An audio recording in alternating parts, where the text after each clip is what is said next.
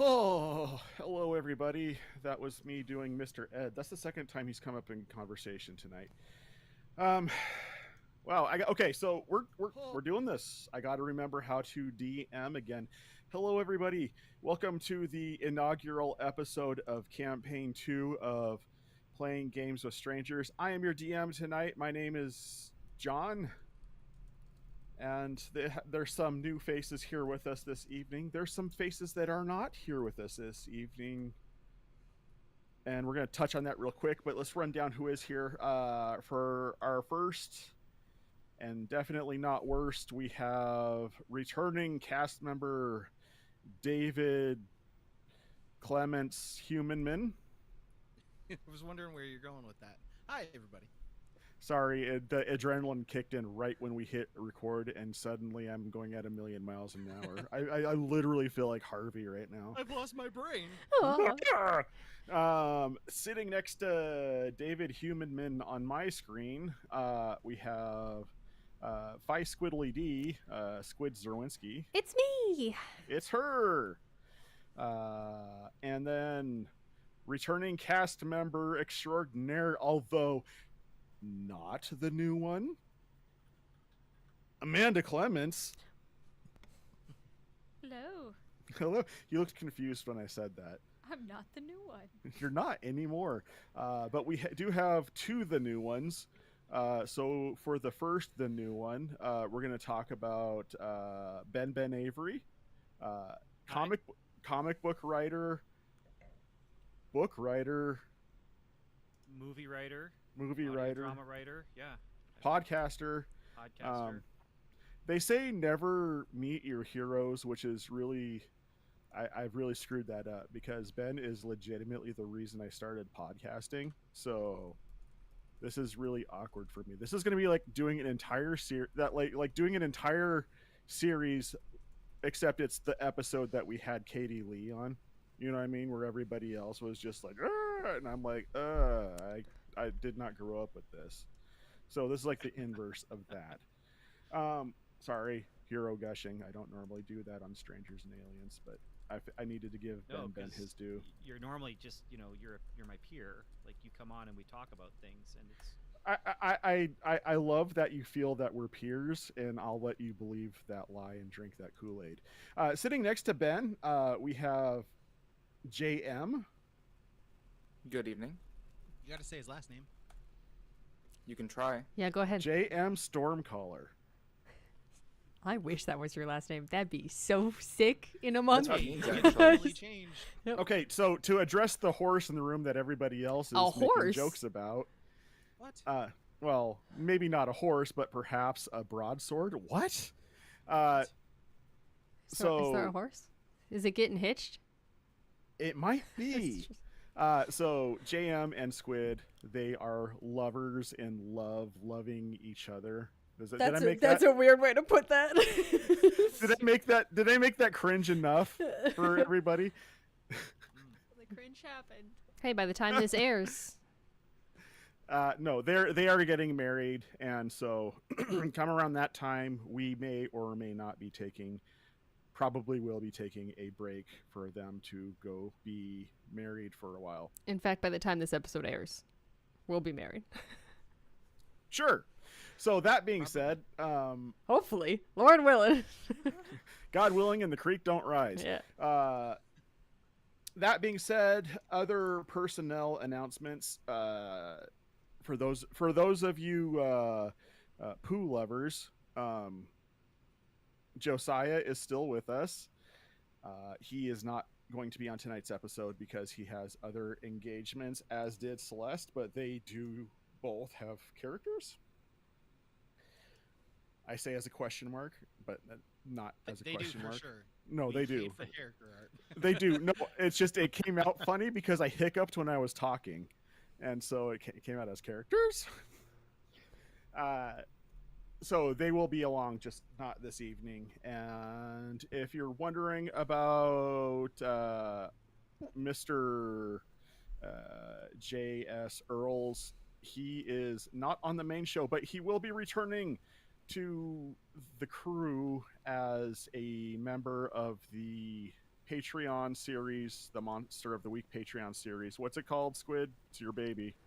The Pine Springs Chronicles. Don't worry, we're listening. Indeed. So if you want to check out what we're doing with that and where he's going to pop in, go become a Patreon. So I know we said we weren't going to advertise that anymore, but it felt legitimate to make that announcement. And then I support it. advertise. Anything else I'm forgetting and throwing away after we've restructured it and I went back to the old format? Not yet. We'll let you know. Okay, well, somebody play some theme music. Do we have that? I suppose I could do that. We're gonna have a new theme, right? We are. It's Right. current. Here's the thing. Squid is getting married, but not only is Squid getting married, but the guy who is helping me make the new theme song is also getting married in like 9 days. Big hello to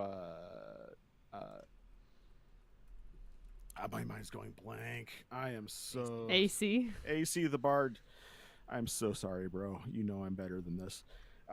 Big props to AC the Bard for getting married and all that. So by the time this airs, yes, we'll have a new theme song. But for those of you who are watching us do this live and watching me just do horrendously, you're just going to catch some old stuff. But in the meantime...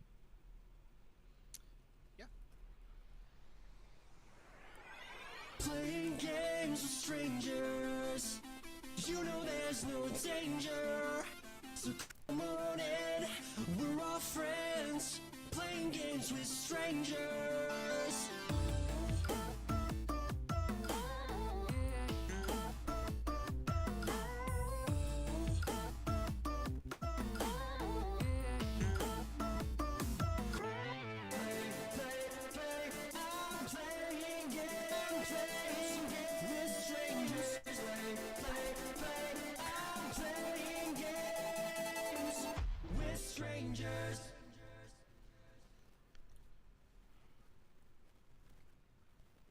Sorry, I had a coughing attack right when the song ended.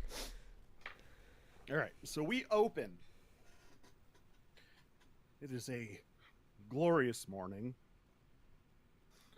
Not a cloud in the sky as we pan down onto a sunny morning on the city of Towerfall. And we zoom in on Abora. Abora, go ahead and describe yourself for the imaginations of the listener, please. Oh, sure. Do I know what I look like? Yeah, I'm, kind of an imposing figure. That's not how I usually introduce myself, but it's how people normally see me, as I'm just shy of, 8 foot? So I'm a furbolg, which just means I'm akin to the giants, but not quite a giant myself, I guess, depending on who you're asking. I've got some braids that are put up. They're white with some pink. I might want to fix what now? You might want to fix your mic. What It is... sounds like it's coming from the room and not your actual microphone. Yeah, Sorry. it sounds like you're on your array. Ah! Am I? I didn't want to interrupt, but Well, I it's needed okay. to.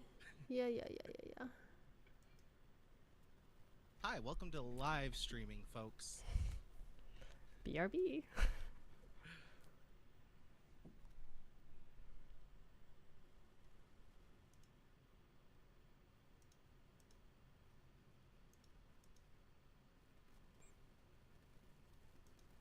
Error encountered while joining the call. Can internet be murdered? I hope so. You'll have to ask Bill Gates. I don't know that it's recording the app. Current? I bet it's great Friday. Shoo.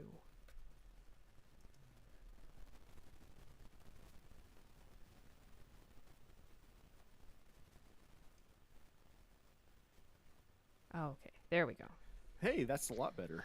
Now it also shows that it's recording. All right, so let's go ahead and try it good from the top golly. again. Sure, I'll remember everything that I said. Yeah, No, hello. I'm I wasn't even there. gonna just start from the top of my Okay, bit and everything. So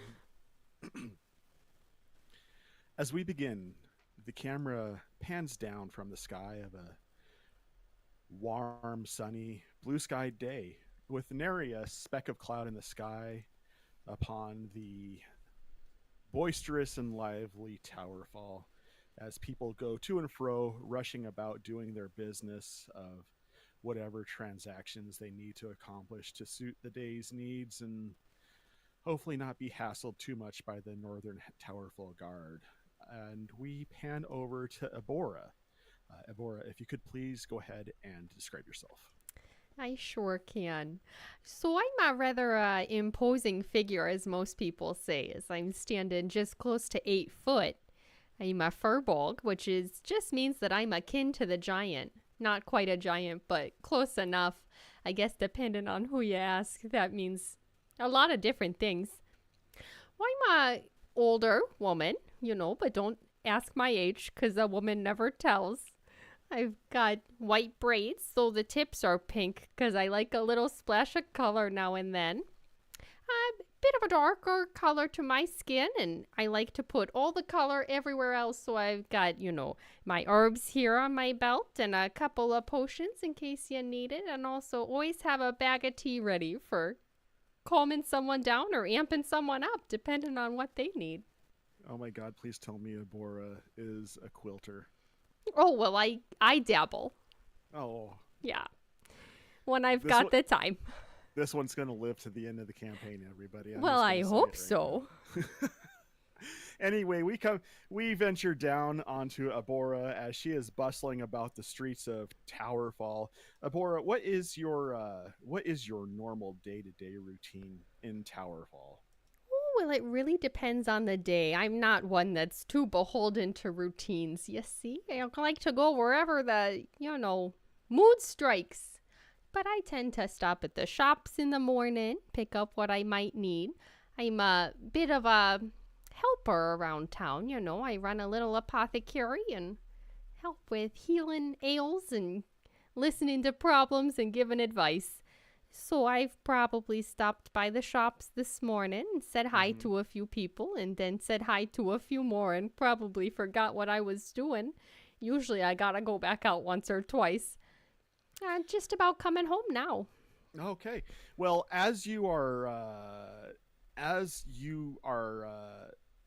just about heading home,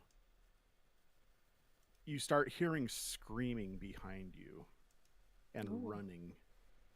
And despite it being a cloudless blue sky day, the sky seems dim, like it's been blotted out by clouds of undetermined origin.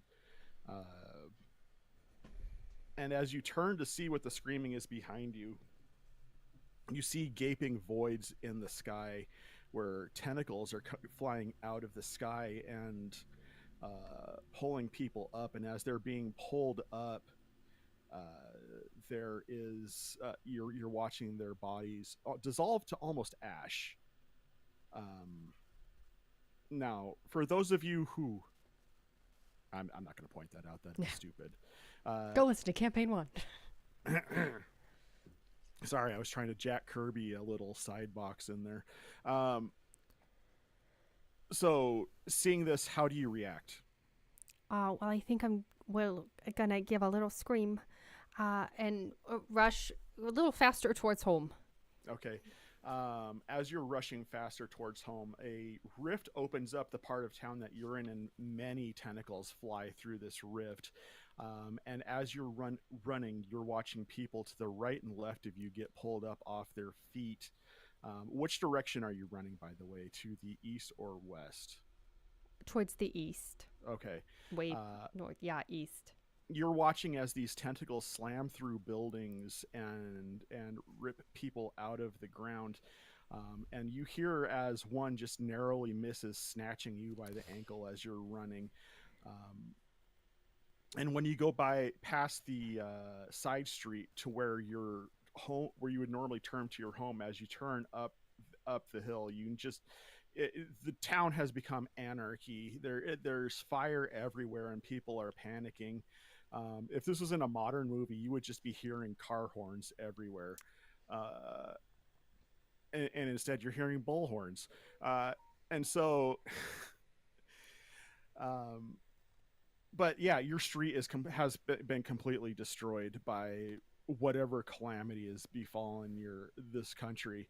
Uh, I'm not gonna make this decision for you, but do you want to go check your home out, or are you gonna keep heading?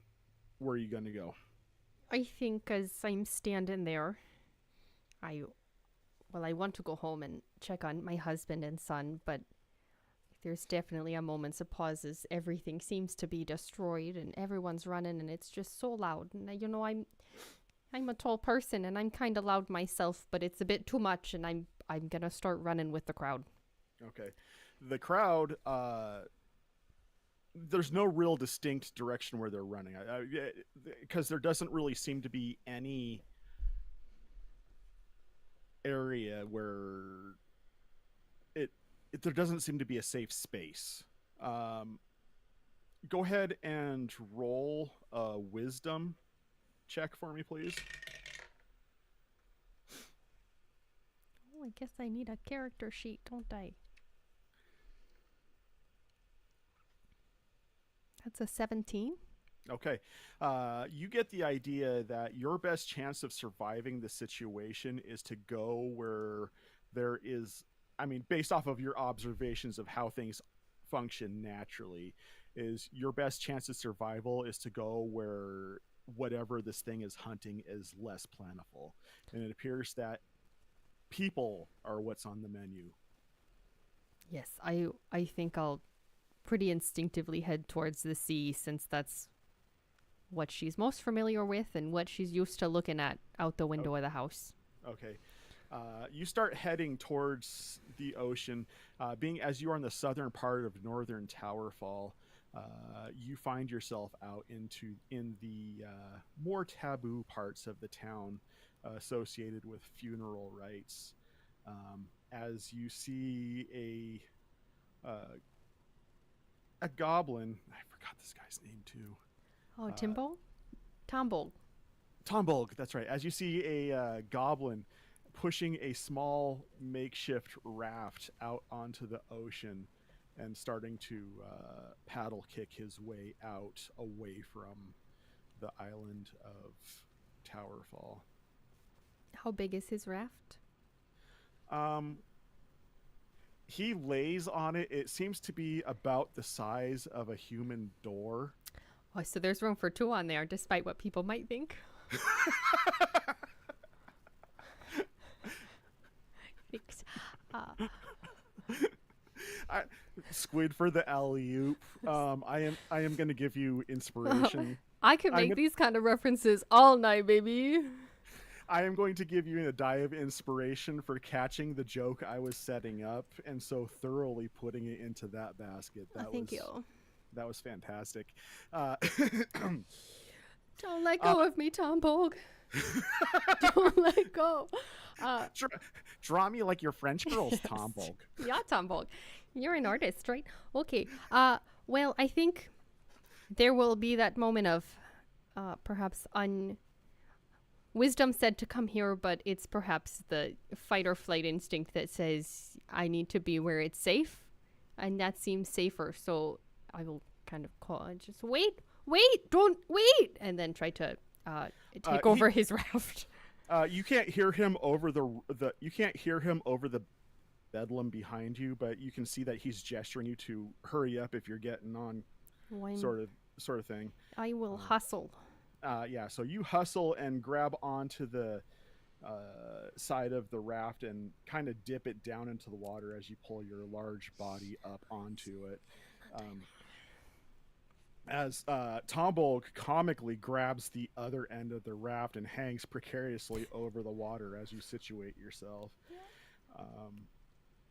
You begin to paddle yourself away from the shore as you just watch what can only be described as the apocalypse unveiling onto the world. And as you aren't paying attention, Tombolg is getting a little bit antsy behind you as you're watching these tentacles from the sky. What do you do? How do you react? I think I just stop paddling too, and I'm just watching, kind of holding onto this door and Mhm. watching it all fall apart, quite literally. Okay. You hear and Tombold gets increasingly more frantic and antsy behind you as you hear Oh, behind you. little guy. And I'll turn to look at him. He's no longer on the. Oh no. He's no longer on the door, and Oh, buddy. you see ripples in the water where it seems like something may have just entered the water. Okay, this is fine. It's all fine. This is fine. Everything's fine. Okay. Hello? Buddy? Are you guys still out there? And Hello? as you say that last peep of a hello, you feel a suction cup about the size of a dinner plate encapsulate your face as you feel your body fly into the water. And your eyes fly open. Ooh. And you wake up from a dream and you remember, oh yeah, I'm in Parava now, or the outskirts anyway. And it is a warm summer morning. It is actually the beginning of the summer festival. As we pan back and say, welcome to campaign 2 of Playing Games with Strangers. Playing games with strangers. We pan in now on a blonde. Are you a human or a dwarf? I forget, Zelene. She's been frozen for a while now. Oh, for real? Yeah. Unless she's just holding that grimace. She's just feeling real rough. She's on ice. Yep. Does Refresh she your know she's screen, frozen? Amanda. Refresh your screen. She was saying she was having internet problems. Yeah. She did it. She murdered the internet. She killed it. What are you gonna do? Okay, well, we'll come back to that scene as soon as the Wi-Fi in that area That's the face I Paravox expected. comes back. Instead, we're going to come in on a small gnome as he enters into the town of Parava. Fenric, is it Fenric or Fenwick? Because Wick. you're Fenwick. Fenwick. Okay. Like It's- John it- Wick, but without all of the Okay. awesome skills and handsomeness. Well, I had to ask because I remember you're in this campaign and the other one may have been Wilder's guy in campaign 1. So Fenwick, as you come into this large town, you see as the sun is cascading over the top of the distant mountains, you see as local merchants are beginning to set up stalls and streamers and brightly colored ornamentations across the main drag going down through this sprawling city that still has a somewhat of a rustic rural feel to it, as the houses are tightly packed together, but there is still a lot of trees and foliage throughout this that gives it that nice woodsy feel that you appreciate given your chosen lifestyle. But as you come in, yeah, lots of colors and sights and smells, some savory, some sweet, but it does become apparent that there is a large festival that is underway. And I'm very interested in this because it's all new. It's all new to me. Brand new. I'm experiencing this for about the first time. Okay. I've, What- I've what's- been here before, but I was a wee little child, and now I'm a wee little adult.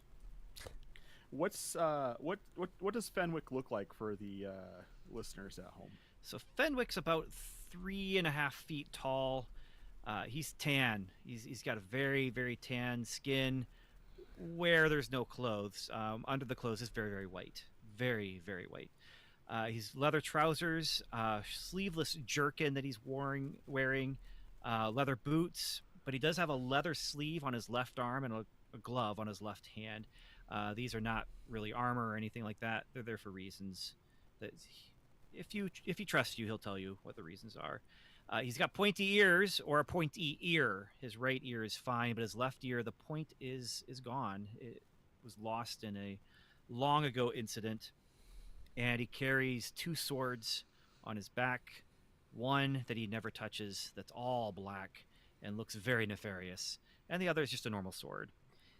He also is coming into town leading, not riding on right now, but leading a hippogriff named Hadwin that has no wings. And so it has that.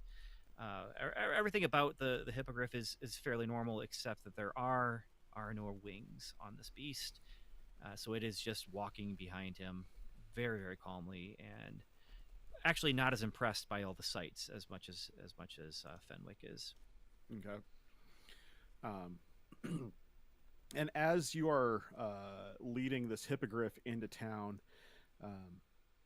and taking in the sights, you get normally when you're encountering what could possibly be a social situations, you have a tendency to be a little bit more mindful of your griffin, as people have a tendency to get the wrong idea of his nature. Yeah, Hadwin's nice. Yeah, he's a nice beast. He doesn't look for trouble. but He doesn't- momentarily, you take your eyes off of him as you are taking in the sights, and you hear a crunch behind you in the approximate area of where you had last spotted your griffin. Well, I definitely look over there. Hadwin? You see your griffin It's pawing. hippogriff. I'm sorry. You see your hippogriff pawing at a broken clay pot, inside of which there apparently had been a dead field mouse. And as we retract further, you see that this was part of some. Well, roll an Arcana check for me, please. An Arcana check. All right. What am I rolling against here for Arcana? You're not rolling against anything. You just roll and Okay. add your Arcana score. Which is 0. So 19. Okay. Yeah. You're looking on the ground, and what initially struck you as possibly being graffiti, you're starting to realize was somebody's setup to a arcane incantation, and they are not currently around to have seen what had happened. And as you turn and look at your hippogriff, it is starting to choke down the dead field mouse that was in the clay pot that had broke open. Hadwin. And so I do step over. I do try and like grip his jaw. I can't because my hands are too tiny, but I try and grip his jaw and force that beak open. And anybody who has ever owned a dog knows what I'm about to describe. As you start to go for its mouth, try to force its mouth open, it starts to choke it down even faster because it knows you're coming, and it wants to get it swallowed before you can get to it. Hadwin, no, Hadwin, and I'm still struggling with the beak. Now I've got the beak under my arm with one hand on the top part of the beak, the other hand on the bottom part, trying to pry it open, and I'm assuming not very successfully because the mouse is probably not too large for him to snarf down. But And as you are doing this, Cass, Liev has charged you to assist with taking supplies out to his stall in his part of the festival. And as you are coming out to set up Liev's stall, you see a gnome that has a hippogriff in a headlock. a beak lock. It's just the beak. Well, the equivalent of as much of a headlock as you can guess that a gnome could do on a hippogriff. Yeah, I take the supplies that I currently have in my hand, and I'm like watching this happen as I slowly, like, maybe not with a lot of urgency, walk away. Like I'm pretty kind of entranced by this is something you don't see every day. And I set the stuff over in Leov's booth and turn back. Excuse me. Having an issue with your pet there. Yeah. I'm just he's eating something he probably shouldn't be. I've now shifted my body. I am actually straddling his beak now, holding the top with my hands, trying to pull that up toward me, and my heels are on the bottom part of his beak as I'm trying to just pry that beak open, hoping beyond all hope that that mouse is still in the mouth part of his body and not in the throat or stomach part of his body. Was it poisonous? I don't know. It came out of that pot there, and I can tell you right now that that's not a good pot for anything to come out of. Okay, we can check that out. If no offense, but if your pet happens to vomit, you will need to clean it up as we are preparing festivities, and I can't have anyone walk in it. No worries. I will take care of any and all mess that my hippogriff is responsible for. Okay. If you need any supplies to clean it up, the inn over there, Snapdragon's Hearth Inn, right there. That you can find me there. Okay. Thanks. As he point. Did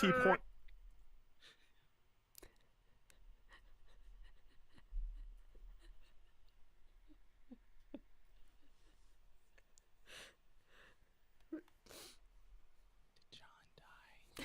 No, I'm just waiting. Someone has something that they want to say, so I just. He's adding sound effects. Josiah's. I'm just struggling. Oh, gotcha. I see what you're doing now. Okay. I was so confused for a moment. All right. Anyway, now that I'm back on, now that I'm no longer derailed, and the funniest part was I thought it was JM, and I was shocked because that was so not a JM thing to do. All right. So, geez, that really derailed my train of thought. Give me a moment. Makes more sense why you were so out of it.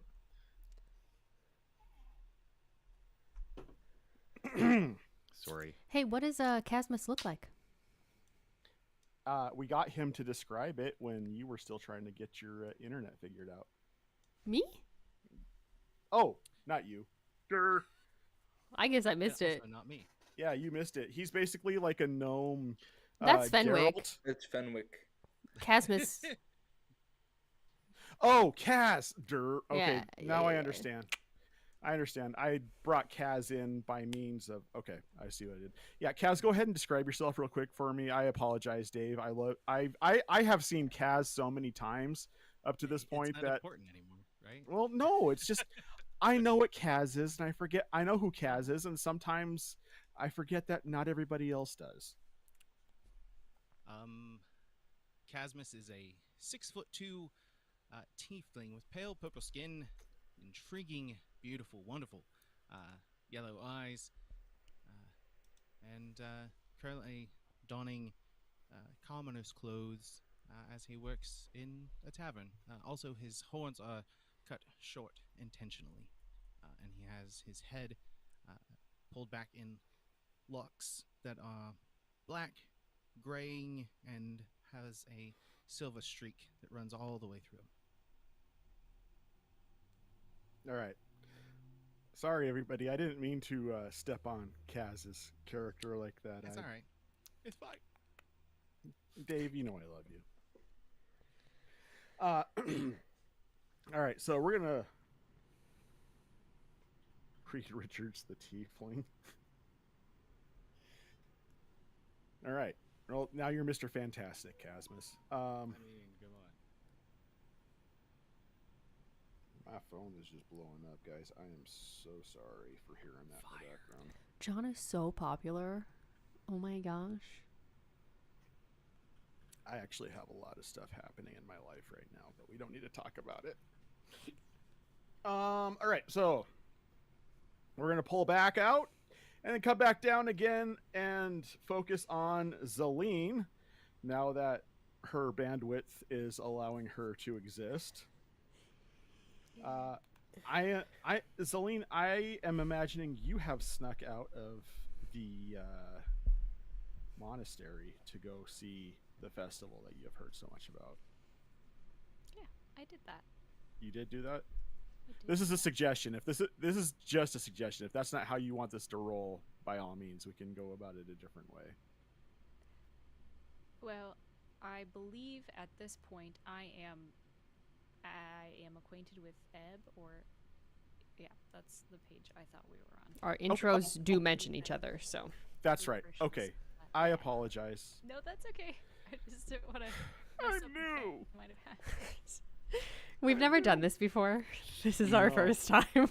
Okay, then we're gonna go ahead and go back to Ebb then. Ebb, Yeah. do you have any intention on seeing this festival? Ooh. You have been in Parava for the last 50 years. Yeah. And I never miss an opportunity for a good festival. Okay. Zelene, would you be going with her then? Yeah, I'm not staying by myself anymore. No. Okay. Indeed. So the two of you are heading into town to the festival. Jura, during the morning of the festival, what is your intentions? And I will get to descriptions. Please don't ask me in the chat. I'm getting to it.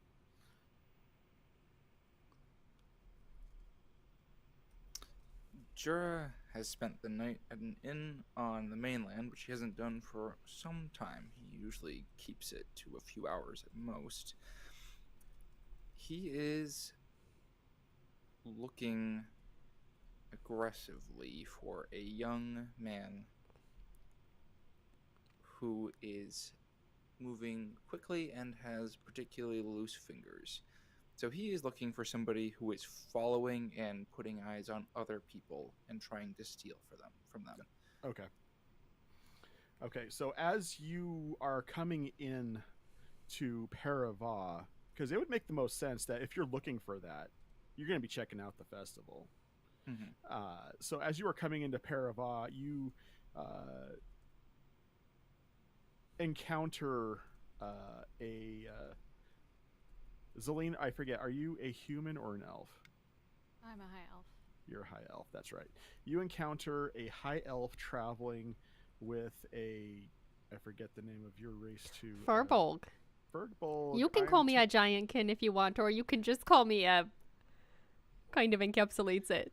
No, I'm just, every time I think Furbolg, I think of the typically cow-faced looking creatures. You know, not until Critical Role happened. I know. Let's just blame Matt Mercer. It's the Matt Mercer effect. It is. It's so racist. I blame a lot of things on him. Well, you know. Anyway, Jura, you come across a Furbolg and a high elf traveling into town, which is it kind of strikes you as an odd pair. Mm-hmm. Do I recognize any iconography regarding Aurelia when I see Zelene? Make a religion check.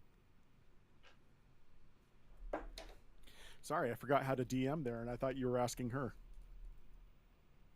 That's an 11. An 11. I will say I'm asking because my deity and Zelene's are siblings. Gotcha. I will say with an 11, it seems like you recognize the iconography that she has on her, although the style of what she's wearing seems a bit outdated, and so it's familiar, but you don't know what specifically it is. Okay. So when we get to the festival, you just gotta stay close. There's people everywhere, right? Don't want y'all getting lost in the crowd. I won't be going anywhere away from you. I would love to just. Is holding hands weird? No, I'll hold your hand if you like. I'm also real hard to lose in a crowd. I've already lost someone, so I'd like to not Oh. do it again. Yeah, no, we won't be losing anyone else. Don't you worry. We can maybe find him too. Would that be nice? Or do we not want to find him? Can't remember. Well, it would be nice if I found him, but I don't know why I lost him, so...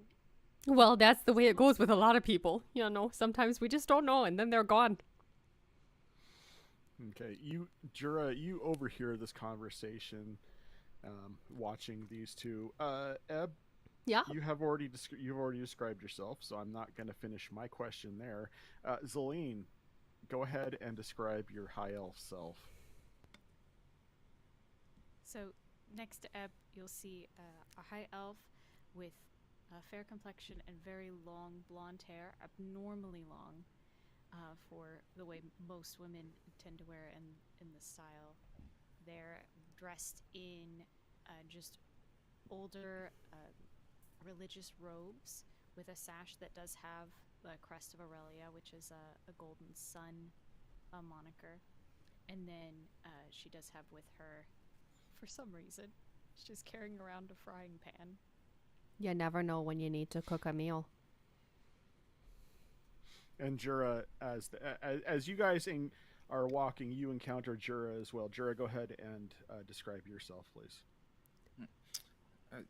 You would easily mistake him for one of the many fishermen in Parava. He's tremendously sun-beaten, thin as a rail, but very wiry. You can tell that he has strong, powerful hands from years of manual labor.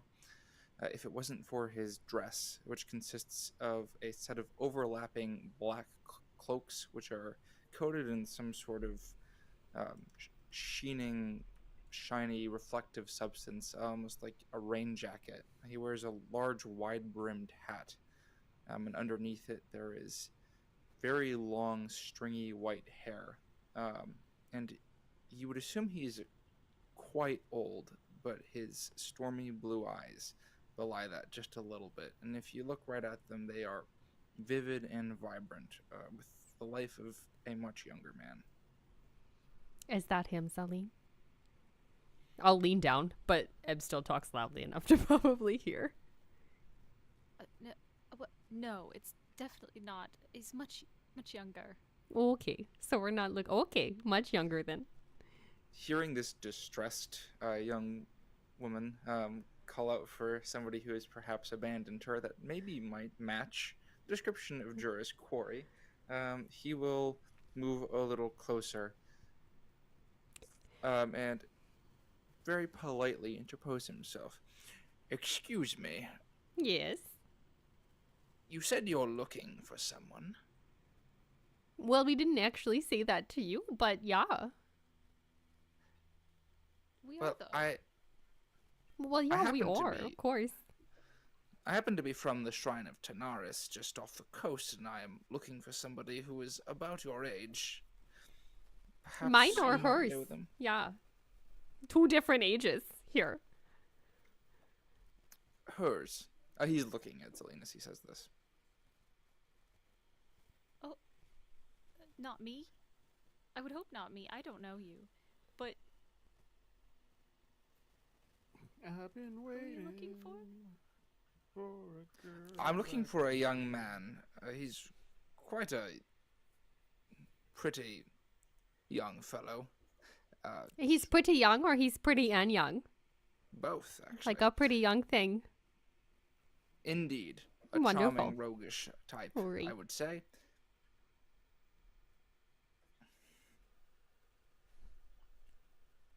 He made off with something rather important of mine, you see, and It was my heart. I was gonna say the same thing, and you really took it right out. All right.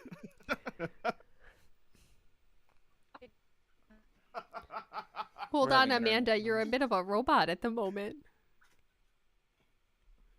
Okay, you seem better now. Go on. turns out Zelene is part robot. She's a construct. Shh. That's not until arc 3. Spoilers. You're looking for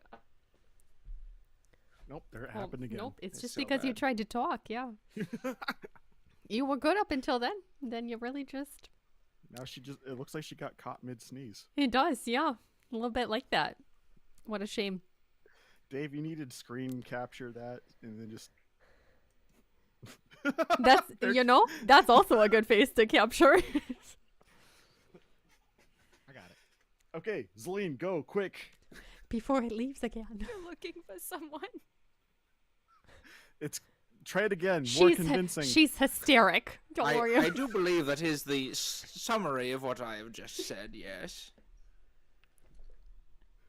Well, I'm actually looking for someone too. Yes, I do think Yeah, that's why I that's why he initiated came this up here. conversation. Well, I don't know about that, but Well, he seems nice. Isaline, no. Pardon me. I But- don't mean you any disgrace, sir, but I'm gonna have a little moment for a second here with this young lady. Isaline, we can't just go trusting all the strangers we meet. Just because you knocked on my window, it doesn't mean everyone's windows who knock on. Nope, that's not how the sentence goes. Doesn't mean everyone's window who you knock upon is gonna be a nice person. You gotta be careful. No. Well, I don't Unless- know. You don't Just know say either. hi. What's Are your you name? are you a nice person? I don't mean to That be rude. depends. Yeah. Usually, especially nowadays, I would say so.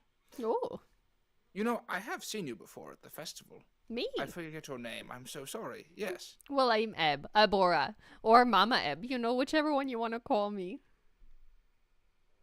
You've She's been very at the. nice. I do think I've seen you at the festival before. You run an apothecary in town, right? Yeah. Well, not in Pirava, but yeah, just outside in Lindgrove. A little towards the coast. Ah, I see. Yeah. Lingrove. Yeah.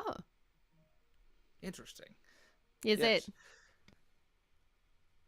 It's been a long time since I've been there. Yeah, not many people come. It's pretty small. Well, no, every once in a while I bring fish and I collect tithes from the few followers for the shrine. For who now? Sorry, I'm not very in the, praying type. No, of course.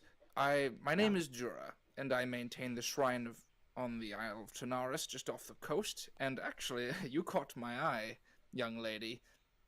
Well, Hopefully, hold on now. What are your intentions here, sir? Meet you. no, you misunderstand me.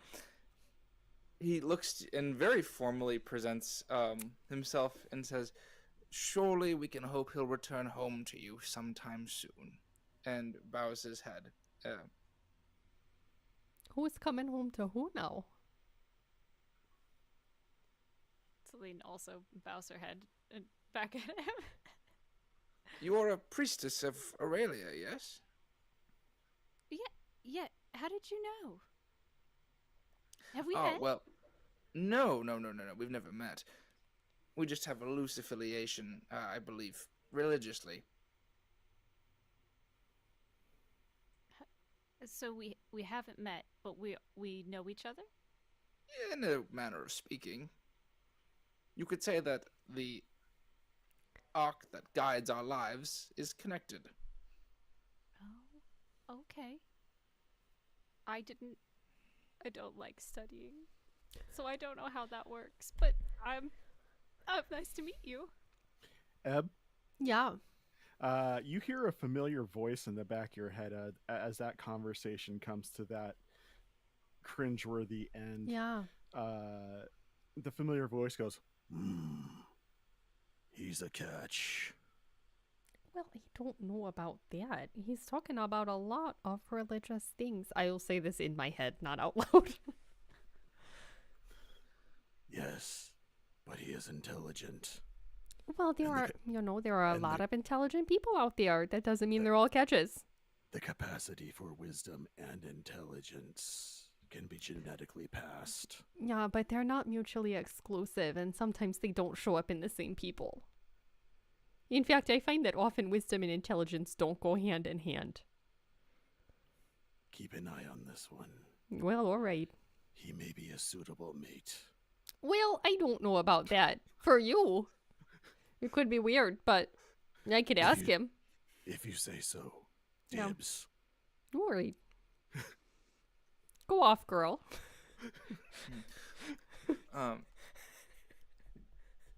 At the end of that conversation, Jura will squint a bit at Zelene in a way that says, "Did you understand anything I just said?"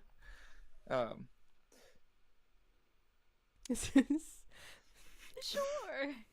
And well, my question originally was, this young man. Can you describe him for me? I'm just wondering if we're talking about the same person. You see, he's taken an element that's very important to the integrity of the shrine. Well, I don't he want to. he was really handsome and really sweet and just really kind and Darlin, can you lost come up him. with some maybe words that are descriptive of visual effects instead of emotional ones? but when you look at him, he just is. That's exactly what he looks like. Well, we got a lot to teach you, honey. Don't you worry. What do you mean? No, keep going. This is great. You said he's very kind.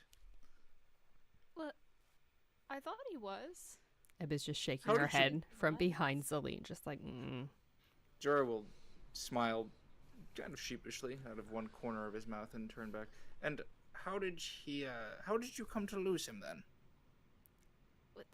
Well, the other night there were so many people, and I don't know what happened, but he just wasn't there when I looked beside me. Real quick, what is the formation by which you guys are walking? or Thought we we walked. stopped. I think I we don't- stopped. We stopped I think we walking. stopped. Okay. I'm Okay. standing slightly behind Zelene to the side. Mhm. I think Jura probably clocked Ebora's fairly defensive response to being approached immediately and is giving a very respectful distance. Mm-hmm. But he's probably standing across from them. Okay.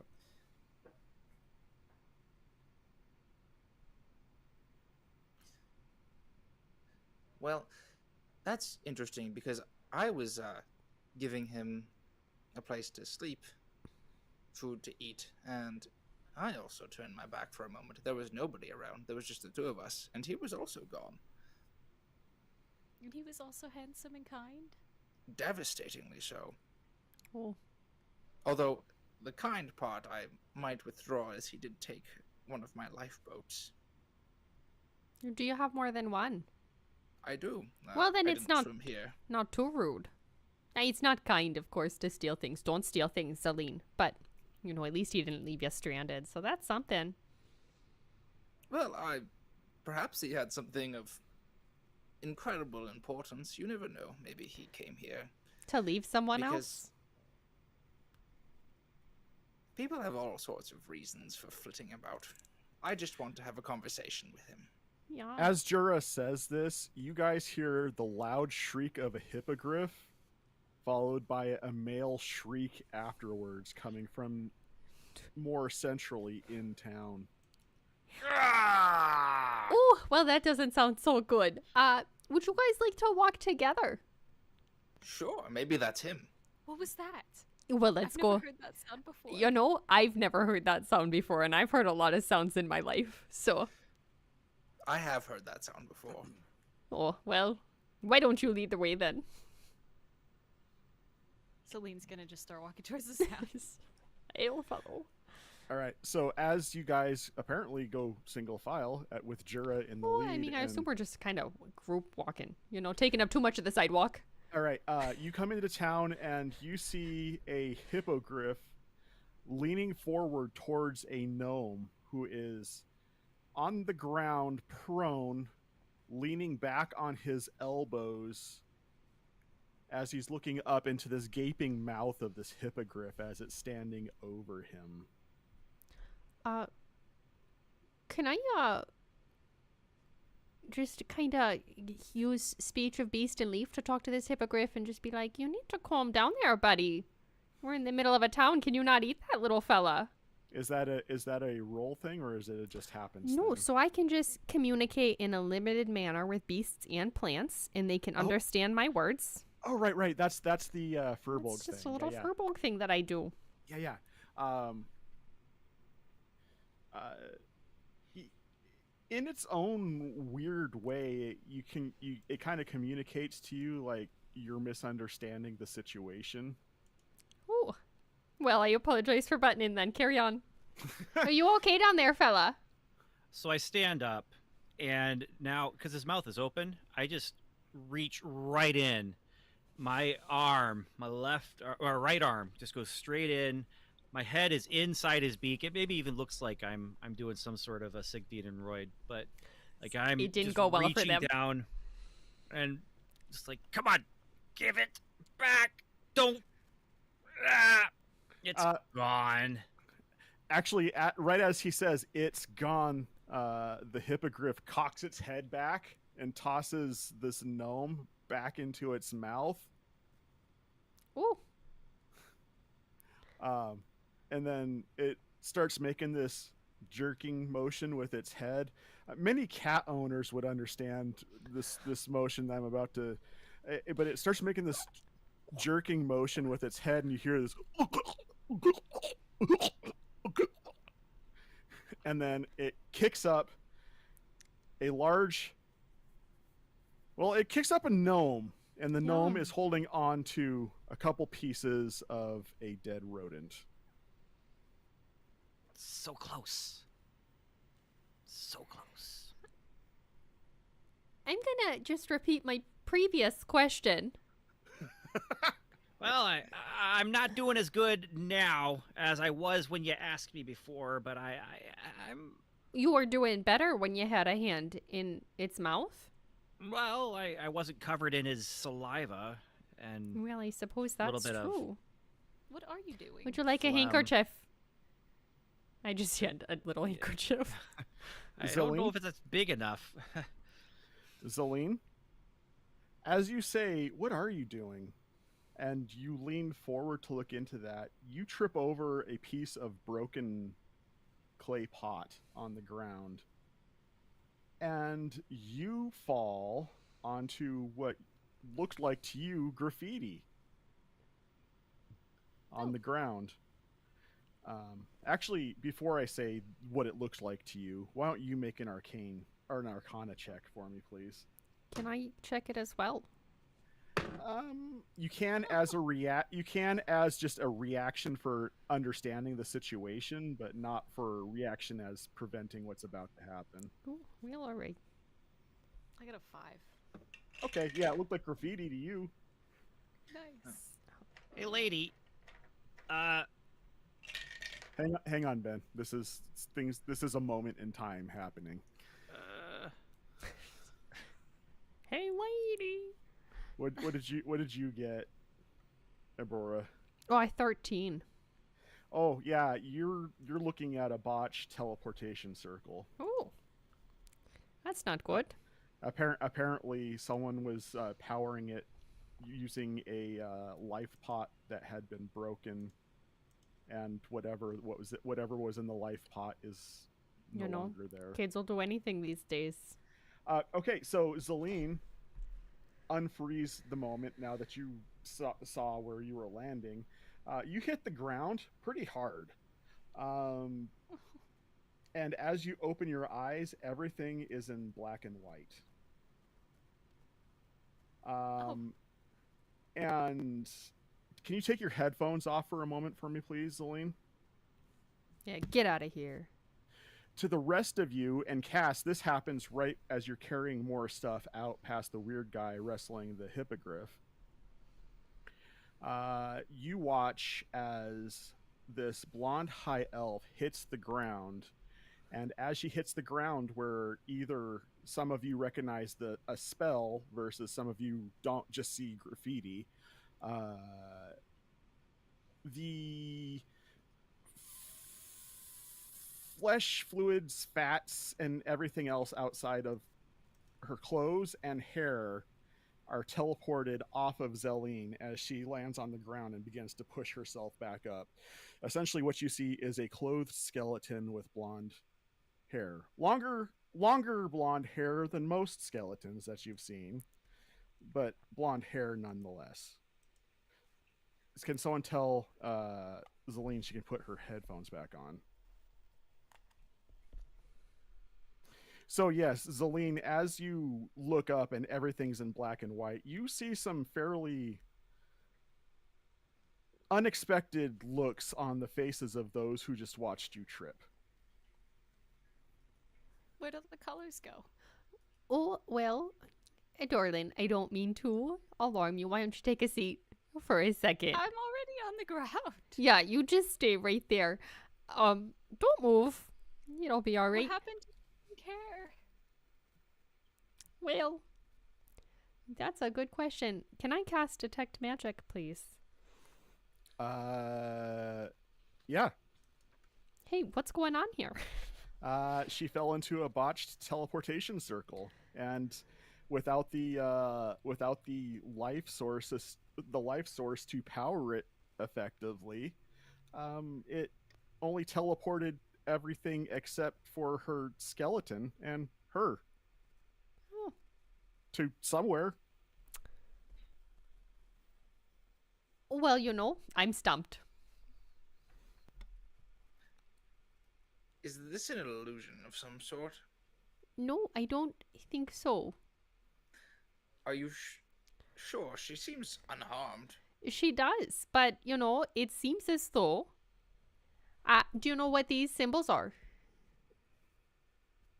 No. Jura, if I you kind of want, do. Jura, if you want to check that, go ahead and roll an Arcana check. 15. Yeah, you figured out what I've already described. Yeah, so it seems like some things have happened. Yeah, I can't see any colors anymore. That's like the best part. Oh, And well. you're starting to realize you can't smell anymore. My dear. In fact, every time you breathe in through your nose, you know that feeling you get when you breathe in some really dry air in the wintertime and your sinuses just dry out, super dry, and it just hurts? That's what it's like to breathe in through your nose right now. Zelene, your name was, right? Yes. I think you're all right. Just keep it here for a few seconds. I'm going to tell you a quick story about something much like this. Excuse me, Uh, did you just say that this young lady was all right? Because she's definitely Oh, not. well, all right. we're working on it, I think. He's going to tell a story about somebody getting hit in the head by a canoe and losing their color vision for a moment as he hopes that Abora figures this out before Oh, no. Zelene looks down. So it'll come back. Yes, it always comes back. It always comes back along with everything else. You'll be fine. The smell. It'll also Yes, come back. just I can't smell. Congestion. It's summer festival. Oh, there it's are- not congestion. It's like it goes There's- right through. Well, Oh, well. pollen can do strange things to the sinuses. I've seen it on the sea. I just lean over towards Fenwick and Casmus and go, do you guys have any ideas? Because I'm stumped, that's something. You see, the salt gets carried on the air, and it just does all sorts of strange things to your senses. I recommend keeping her away from mirrors for a little while. Just Yeah. for a little while. Would you care to go to the inn? We could clear a room out if need Oh, be. yeah, that could be maybe for real, privacy. real good. Okay. Well, does anyone have a pot with something dead in it? So maybe that would help. To get I my have smell back? part of a mouse I'm here sure we in can find a pot. my hand. Yeah. Is this enough? Do I have any I got a idea? hind leg and a tail, little tuft of fur. Do I have any idea if like putting back something dead and or like destroying the circle would help this situation?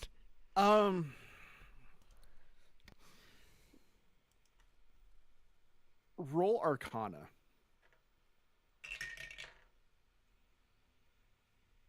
That's an 18.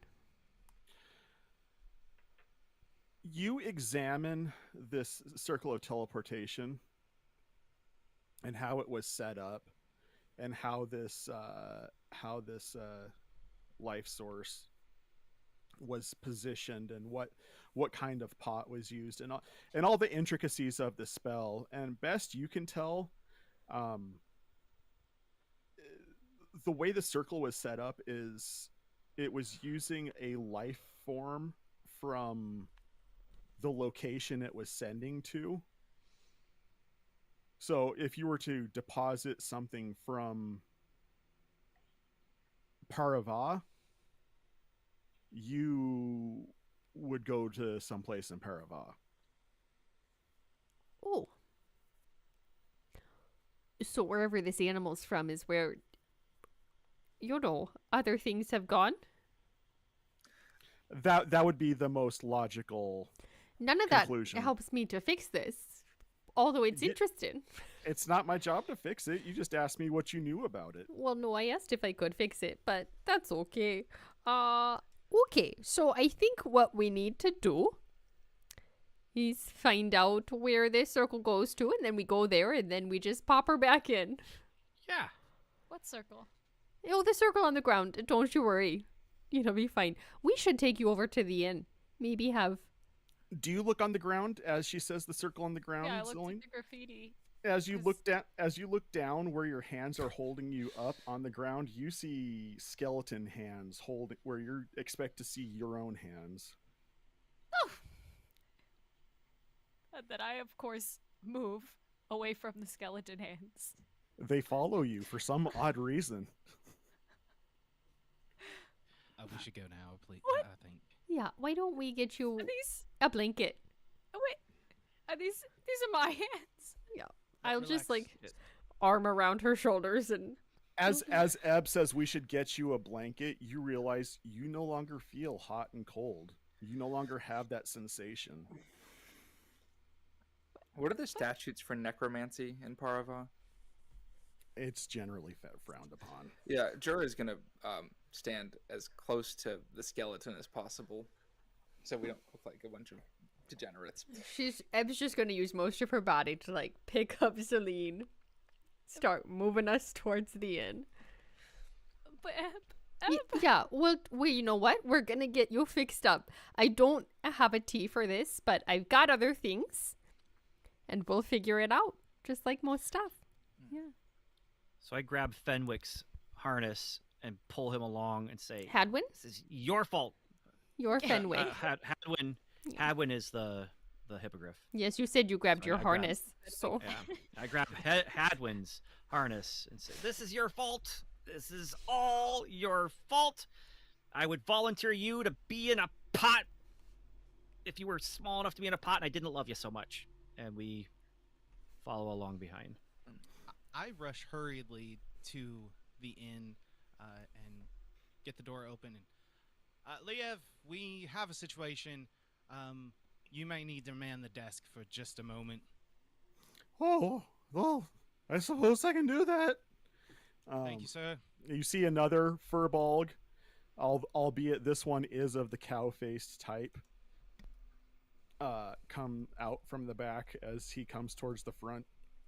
In the meantime, who's making up the rear of the people going into the inn? Can this Fenwick. I'm behind the trio. be the inn that Jura spent the last night at, and he just hadn't had a reason to speak to Cass yet? Okay. He'll be kind of surprised as he gets taken back to his own lodging. Okay.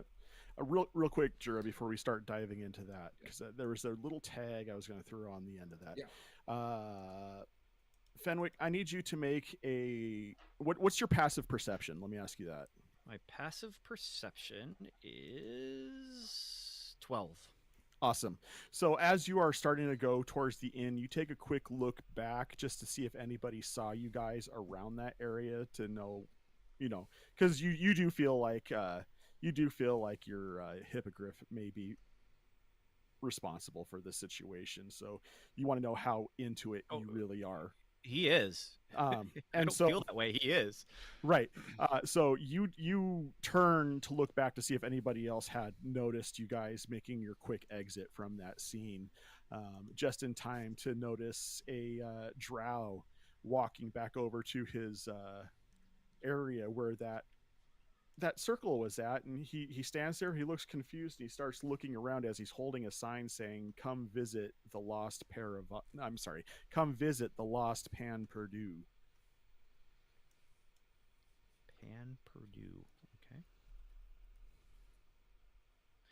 Hey, everybody! I think I know where it went. I have an idea. Oh, Where what went? oh, don't you worry by about it, dear. I mean the outer meat shell. Oh, That's not helping, is it? no. That is a choice of words, my friend. The thing. Yeah, keep going. Thing. Where? The stuff. Yeah. Pan Purdue. Pan Purdue. I've got an idea. Am I Because that familiar? guy has a sign. You have an idea because he has a sign. Look at the sign. Look at the man. I look at the sign and the Oh, man. look at the sign and the man. There. Suddenly, as spectators begin to hear this gnome shouting, "Look at the man! Look at the sign!" And as you watch, as they're watching, as this gnome is pointing at this black-skinned elf and pointing him out to the other characters in front, as he is staring aghast as he is being, for some reason, ostracized by this crowd of people for being there.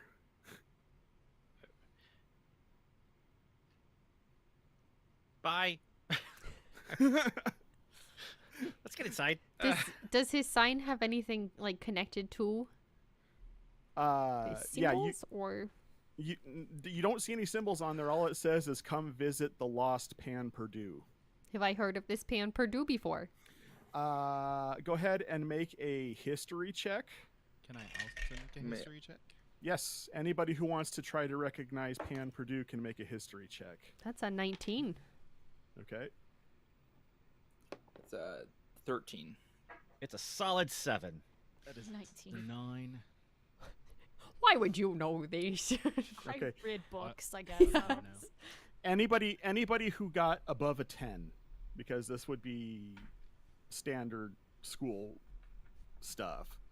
Anybody who got a 10 or above, you know Pan Purdue as a legend that is taught in schools, common to this area of the continent of Vandiria. It tells of a mystical city that exists in the distant mountains that only appears once a millennia for a week and disappears for another millennia. Ah, yes. I used to play there when I was a child. Yeah, I think we all did. Yes. I didn't. I didn't. I played it. You are still a child. No, I'm not. I'm 18. It's festival. It's festival poppycock tourism business. Hey, lady, can you hold this? Which? And I hand Eb the harness of my hippogriff, Oh, sure. and I march over to that guy with the sign. Oh, he's going over there. Okay. Zillian, as you're watching this gnome march away from you, as he's handed the reins of this hippogriff off to your friend, you hear a kind of a clicky clacky sound coming from you, oddly enough. And as you look down, you see the hippogriff kind of sort of mouthing on No. your femur, Stop that. like you would expect a puppy to. No, we What don't is chew on stupid. our friends. You cut that out right now. That's my leg. Yeah. You realize you had no sensation of pain when that was happening. I can't feel my leg. I'll take a Am I little. aware of this happening, or am I just No, you're walking away. okay? I'll just take a little ration out and feed the hippogriff so it doesn't chew on my friend. Yeah, you immediately caught its attention. Yeah. It literally is like a teething puppy. It has that's basically its personality. Fenwick has done a very good job of raising this hippogriff. Not too good. It's chewing on our friends. Well, it's still a young boy. It also would not chew on it if there was actually flesh there. That's So- that's fair. All right, you got me there. All right, so Fenwick, you are approaching this drow who's holding the sign and very confused because you just said okay goodbye and now you're approaching him. So he is beginning to fear. He has this look of fear for his life as you are approaching him after telling him goodbye. He should. My fists are clenched. I'm getting more and more angry with every single step. And until I get in front of him, and then I just point at him and say, "What's going on? Just tell me what's going on, sir." I came out here and I was setting up my sign and somebody vandalized my station. And then suddenly I have people pointing at me and saying, "That guy, that sign." And now I have you telling me goodbye and yelling at me, "Please don't kill me. I'm just a summer intern. I'm just trying to get money to go to college." So here's what you're gonna do. Right now, you're gonna set it back up, please, and thank you. Okay, I just need to know where my mouse went. I've got part of him right here. That's not good. Well, I can't do better than that. Do you need another mouse? What do you need?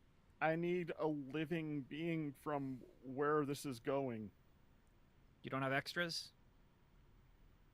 Come on. You've got to have extras Why? so you could do it again in case you lose one. If I lost one, I could just cast find creature. All right, come on. Come with me. Come with me. And I take him by the sleeve and I start pulling. I don't know if he's coming, but I'm pulling. He's just standing there staring down at you. This way. With his other hand, he reaches up to a chain that's around his neck and he lifts a whistle up to his mouth. Oh, don't do that. Dude, just come with... Not dude. Just come And with me. Just starts blowing.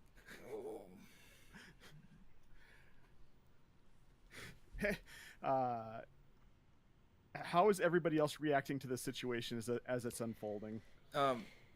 Jura was starting to be like, oh, okay, it seems like it's time for, maybe we can have a conversation with this person, and then the polling started and the whistle followed it, and Jura had his hand out and has reached for his hat and just turned around and is now just Could stroking you his hair, whistling. could you just hold this for me, and I'm gonna hand the reins to Dura, and I'm just gonna start walking towards these two. Oh, gladly. You are a magnificent creature. You're so beautiful. Thank Yes, you. Is there a towel somewhere for my femur? Excuse me. Hi. I'm sorry. I don't mean to interrupt. Hi. I'm Abora Kethri. Most people call me Mama Eb. Would you mind stop blowing that whistle for a second? Tell me who you are. Ebera, actually, as you get up close, you notice you know Jimmy Smits. Oh. Well, hi. I'm sorry. I didn't notice you from so far away. He's just a 18-year-old drow trying to get some extra scratch to make his way to the wonderful wizarding school of Harold Patras. Aw. How are you doing, Jimmy? I'm sorry. He's the one who set the trap. He Yeah. set the trap. We're gonna He set the trap. We're gonna that get made it the thing all happen. sorted. and he ate the mouse, Yeah. and then she had the thing happen to her stuff. Yeah. Yeah. How are your parents? Well, mom's doing okay. Yeah. And your dad's, is it doing better? Well, if by better you mean back at the corner seat at the tavern, yeah. Oh, well, some of us No. have a long way to go in our recovery journey. So, Jimmy, Yeah, do you want to do me a favor? yeah. You want to just let me know who hired you for this? Oh, I'm doing intern work for Pete's Portals. Oh, okay. They're advertising some trips for I guess they're trying to expand into Fandiria, and they were trying to show people how powerful their portals were Hmm. by letting them experience it. And somebody took the life source of this new Yeah. model. You know what happens. Yeah, and so it's not. It's operating on residual energy, so it's not powered up enough to take all of somebody. Does that Yeah. make sense? Oh, we noticed. Yeah. Yeah. Let me ask you a question, okay? Does the entire animal have to be in the pot in one piece, or can it just be like a bigger pot Now, and it's inside another animal you did hear in me. multiple pieces? You did hear me when I said life source, right? So it's supposed to be alive, is what you're saying. That would be a life source. So Let me ask you this. idea. If you're let me ask you this. If you're operating a circle of teleportation that is based off of the memories of whatever the source it is, can the dead remember? I'm sorry. Hold on. I don't mean to interrupt. Are you saying that this entire circle is powered by the memory of a rat? Because that seems a bit questionable. Yes. It's a mouse. It's a mouse. Okay. It was a field mouse. Okay. Oh, better. That's even better because at least rats They- are intelligent. Field mice are just kind of there. They have better memories than you would expect. I've spoken to a couple. Yeah. and they have better memories than you'd expect. All right. So here's my idea. All right. We get Hadwin to cough up the rest of the mouse, or we feed him some very fat bacon that's gonna like lube things up inside Oh wow. and get the mouse out the other end. And I'd like to And go then on we- record that I'm not the one who made the first poop joke on the on this know. campaign. it wasn't a joke. This is a legit idea. This is Okay. a this is a Then- serious matter. And then we get some magic people Yeah. to do magic things, and the magic thing brings the mouse back to life. Can I just provide a counter idea? Okay. Why don't we just go to Pete's portal, who is in charge of this operation, and see if they can sort this out? We could try that first. Okay. Pete can't be reached right now Why can't Pete be reached right now? because he's under indictment for his participation in trying to import an extra dimensional entity for global destruction. Well, that is a problem, isn't it? How are you still working for Yeah, him? let me just ask you how you're getting paid. Who's your Um, manager? Can I speak to him? I'd like to speak to him, please. Hey, can you please not hassle me? No. I really. I'm I sorry. need- My friend lost most of her body, so I'm gonna be a bit of a hassle for a minute. Sorry, buddy. And if you want me to keep helping with that little problem and not tell the rest of the people around what that problem was, then I'm gonna need to talk to the manager. And you're the one who left it unattended. Yeah. You. You hear him just go. Okay. Yeah. And so he kind of pulls a ring out of his pocket and puts it on his finger, and he disappears.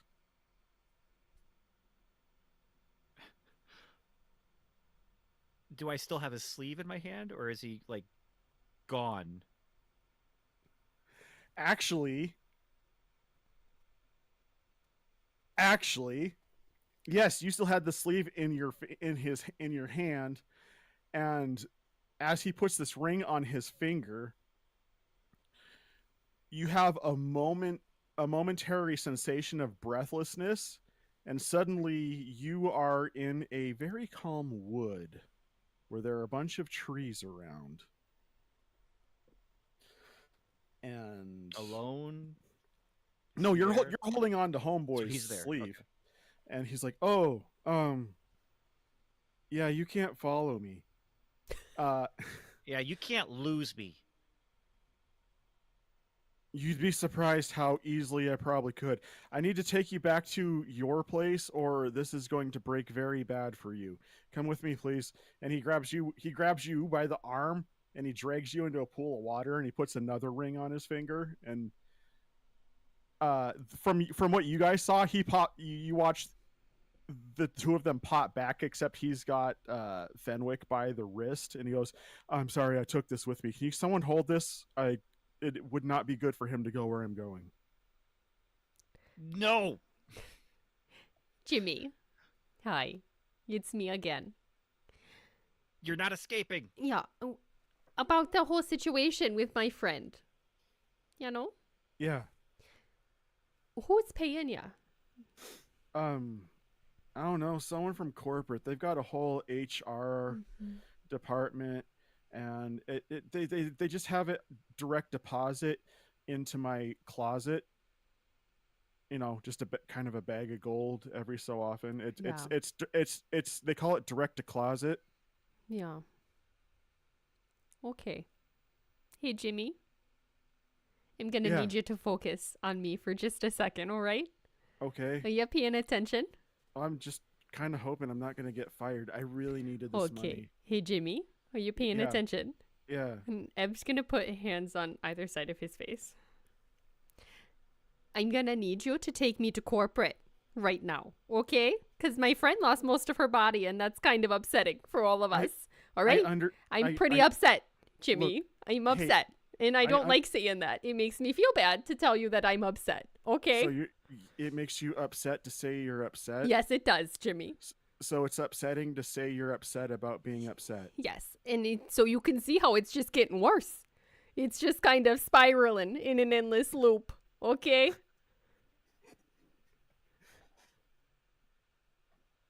Are you understanding where I'm coming from? Jimmy kind of he literally cannot move his head because his head is stuck between the hands of Eb. But you guys see Jimmy's eyes move back and forth to everybody standing behind Eb, and he's saying, he's like, "Hey, if anybody else wants to say something, please, like, you guys understand how business works, right?" Jur is going to quickly move the fish he was feeding the hippogriff behind his back, and step forward. Pan Purdue, Jimmy, right? Yeah. That's not a real place, boy. So, why No, is your... No, it is. It's really awesome. I've been there like twice. Oh. Interesting. So, Pete's Portals is teleporting people to Pan Purdue. Well, I mean, we were. How did your company come across a place that is only existent in myth and legend and has been for centuries? Hey, buddy, just because you've never been to a place doesn't mean it doesn't exist. What? You don't have you ever been to Towerfall? I have. Do you see? It exists just because you haven't been there. What? Okay. Have you never been to Waterdeep? Huh? Yeah, but see, mostly in stories, we don't talk about those as being fake, Jimmy. We know No, they're but- real. Okay. So Jimmy goes, "Hey, okay," and he reaches down to a boot and he pulls out. Eb is still holding his face. Yeah. Is he still holding Fenwick? It's just a big circle. No, he has since let go of Fenwick. He reaches down to his boot and he pulls out this curved dagger. It's a very short dagger, but he pulls out this curved dagger, and it's of a make that none of you have ever seen before. And he holds out and goes, I got this when I was there last week. I draw my sword. He's like literally just holding it by the scabbard. Like he's not even. Less the dagger and more to the snark, Jura's eyes, you could swear, turn a slightly deeper shade of blue. Look behind me. This young lady has been skeletonized by your product. I shift his Doesn't have- face to look behind her. She doesn't have flesh or muscle or anything. She can't see, smell, or taste. She'll never You have to worry understand. about weight loss.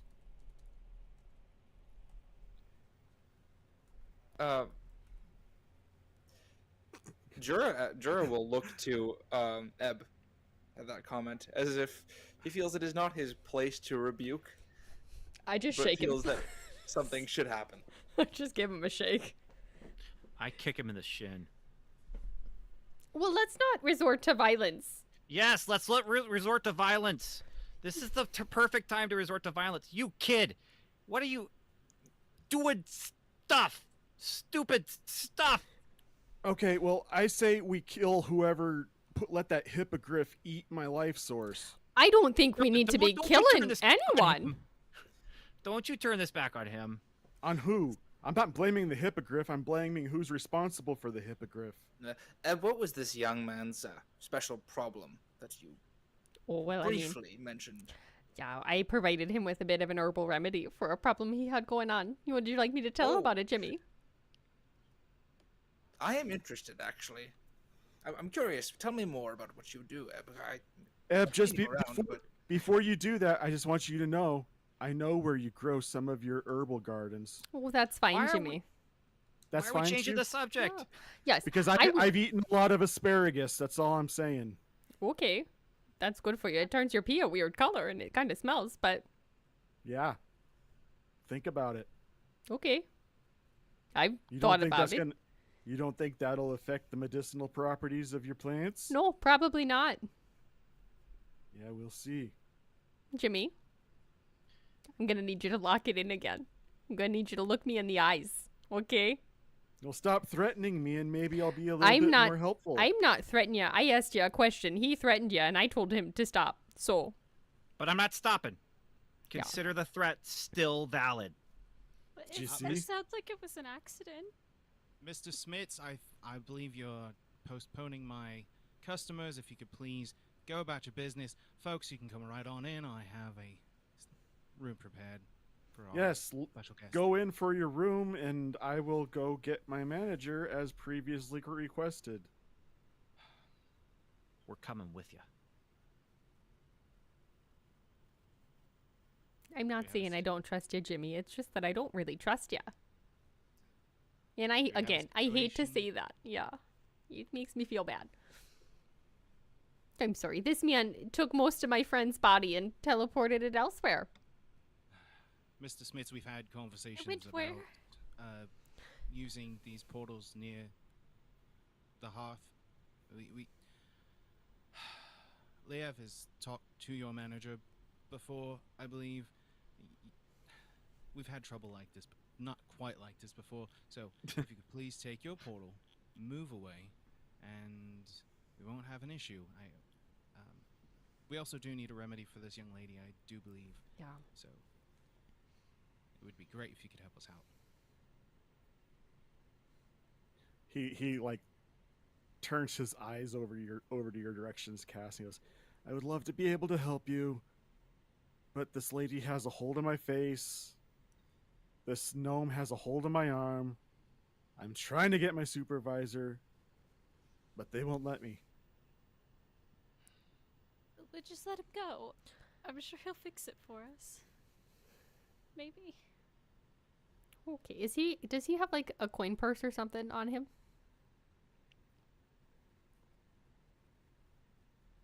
Oh, you're asking me. Yeah. I'm sorry. I'm not used to being in charge. I could answer it. But I mean, yeah, he has a coin purse on him. I will. I'm going to just take it off. Okay. I'm gonna let go of his face and hold it in both hands and go, okay. I'm not stealing this, but I'm gonna hold on to it until you come back. Okay. Go get your manager, please, and bring him here so we Okay, can sort this out. What do I do about Grumpy here? I'm Hey, sorry. as you- I'm sorry. as- I didn't get your name before, buddy. As he lifts his arm up and Fenwick's just dangling off of it. It's pretty strong arm strength this guy's got. Anyway, Years of healthy living. I didn't get your name. It's Fenwick. Well, it's nice to meet you, Fenwick. I think we could let go of Jimmy for a minute. And if he doesn't come back, I know where he lives. So, I don't trust him. We could Well- easily find his father if we absolutely needed to. yeah, I'm sure I know exactly what seat he's in. So, it'll be Mhm. okay. The corner. I don't know if I trust you, That's okay. but, and I drop to the ground. And I stare him down, or up, because I'm looking up at him. With my And head it- down. And then he stands up and, as if reading from a script, he looks at all of you and he goes, "We sincerely apologize for your unsatisfactory experience at Pete's Portals. Please wait here in line while we connect you with our next available supervisor. We appreciate your business and hope you have a great rest of your day." And then he puts the ring back on his finger, and you hear, just out of nowhere, just some really tacky lounge music playing in the background. We're just gonna have hold music for the rest of the campaign because the manager's never gonna show up. I hope you guys are ready for 100 episodes of It's just constant girl from Ipanema. Bum, ba, bum, ba, bum, bum, bum, bum, bum, bum, ba-dum, ba-dum, Well, bum, bum, what are the bum. chances he comes back? Shall we grab a drink in the meantime? I'm sure he'll come back. We appreciate your patience in holding in line for this matter. We assure you that we are doing our very best to assist you with your problems with Pete's Portals. If you would like to leave a message and be next in line for the next supervisor, please press 1 now. I draw one in the air. Bum, bum, bum, Where's that bum, coming bum, from? bum, Well, bum, I bum, don't know. bum, Uh, bum, Would you be more bum, comfortable inside? bum, Yeah, I definitely would. bum. yeah. Let's go back inside. That could have gone better. Could have gone worse, I suppose. As there was threats of murder. Again, we would like to remind you that we appreciate you holding for a manager at this moment. We do sincerely appreciate your business and assure you that someone will be with you in just one moment. We could talk to my manager if you need to. Can I insight check this message? Yeah, go ahead and roll an insight check. 14. Seems sincere. Okay. Well, let's go inside. Your name. Anyone have any gloves? Yes, they're fingerless, and I kind of That's need not them. gonna help. Do you need a glove? No, I was thinking for her. Oh, well, I mean, Oh, have good any thinking. I have gloves, but also they're big. So you won't quite. We could buy some. Would you like to go get some gloves, Celine? There's plenty of shops about. I don't think gloves will fix everything, but They really I'm won't. sorry, sir. Mittens? I'm a previous patron of yours. Will it be all? Can we be inconspicuous about bringing her in? You guys suddenly hear a thump from behind you. Oh! I jump. There is a slightly overweight, dumpily yet business professional dressed tiefling behind you, to the nines, wearing the power suit and has shoulder pads in its shoulders, but it's like legit shoulder pads though too, on top of the suit as well, looking like they're made out of tortoise shells with like horns coming out Like of them. pauldrons. hmm So it's kind of a cross between Mad Max and Office Space. You know, you kind of get the vibe. Uh, and she goes, "Oh, hello. My name is Janice. I was advised that there was a supervisor needed at this location. How can I help?" Do you guys want to go inside and get a drink and I'll talk to her? No, Okay. you gotta help us out here, because this guy put the portal right here, and then the Okay. portal, that animal over there that I don't Mhm. know him, Mhm. ate the mouse Okay. out of the thing, and then that So girl over there, a she wild had. a wild hippogriff came in and destroyed the circle. Then is what you're telling me, I'm not correct? saying it's wild, and Now, I'd I like to probably shouldn't have submit, said that I don't know him, because he's a if good I- guy. He really is. No. I do know him, but if I could submit just for 1 second that Pete's portals did not have proper security around their portals, and because of that, my friend has lost most of her body.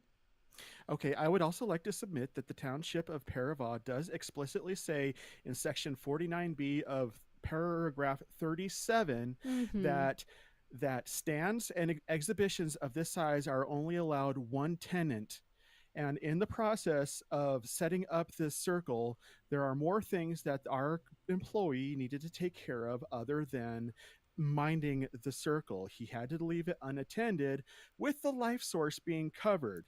Now, if you will look over here and you'll see a small cardboard sign that states, "Away, please stay away from circle." An appropriate amount of documentation was displayed That was not. stating that That the was attendant not. was away. That sign was not posted in a visible area until Ma'am, you I pointed it out. apologize, but if you cannot be responsible enough to understand that you are standing on arcane symbols on the ground, or be smart enough to keep whatever belongings of yourself away from a terracotta pot, let alone report a wild hippogriff. Ms. Janice, if I could interrupt momentarily, Yeah. I do Yes. believe it may not have been you, but someone else in your association may have talked to my manager, Liev, about the Mhm. same exact thing that I think happened some months ago. Okay, did we have somebody that was missing skin several months ago? I'm not aware of these circumstances. I don't think it was exactly this situation. As per our agreement with your township in regards of that, we have put up appropriate signage. We cannot be held accountable to whether or not the signage is seen or accountable. That would be classified as assumption of risk. See, I think we had a motion in place to amend that rule so that the signage was much more visible. There is a motion in place, however, it has not since been passed, and until then, I am not liable under these circumstances. Are we done here? no, we Yes. need to go to Purdue. We need to go to Purdue right now. It's Pan The Purdue. university? I don't exactly know what you're talking about, but whatever it is, we need to go now. I'm So we can sorry. get her meat whatever suit. It is not a location. I cannot assist you with getting there. Tell you what, I will compensate you. You all get a free 20% discount at any local Pete's Portals. Thank you and good day. And then she bamfs out of sight. That could have Productive. also gone better. Perhaps if we have less voices yelling at our supervisor. That's right. You should have just let me take the lead here. Mhm. When did Pete's Portals become such a large organization? I don't know. Is 20% discount enough to No, mean it? probably I'd say not. you're missing about 50%. Yeah. I wonder if it'd be 100% off if we all show up at the same place at the same time and kind of throw everything together. If they have a package or something? Oh, like a little Okay, Groupon. Sorry. Should we head inside and Yeah. maybe figure things out? Yes, I would like to sit down. I still think the laxative and the necromancy might work. That's actually What? not a bad idea. It could. Yeah, I guess we should go take care of that. I do not want to participate, but I would love to know the results. I still can't feel my legs. I'm Oh, gonna that's head back okay, in dear. I'll put and my arm snap back Griffin's around body. Celine and lead her inside.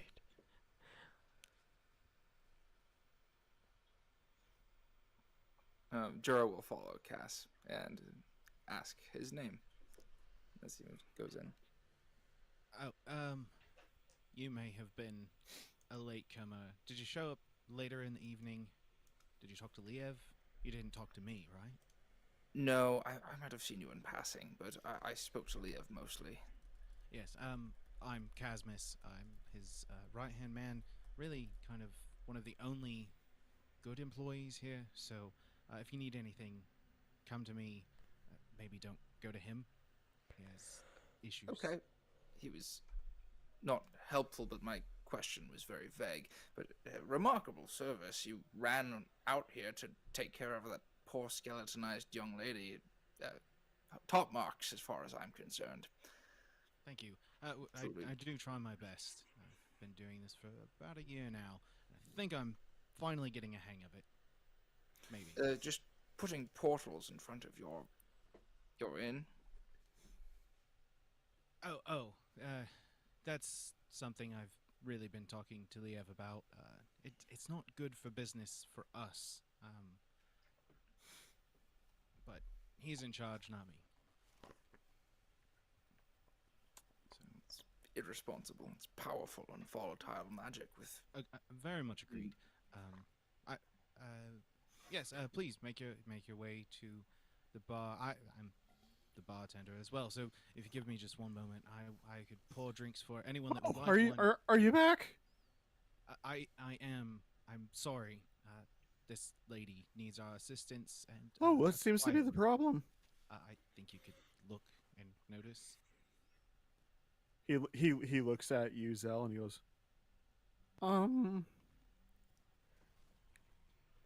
She used to be a bit more flushed. She's not dead. She's not undead.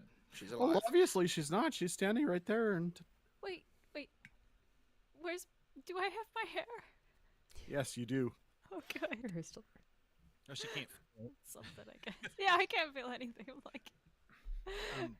So, you know the portals outside. We've had conversations about them many Yes. times.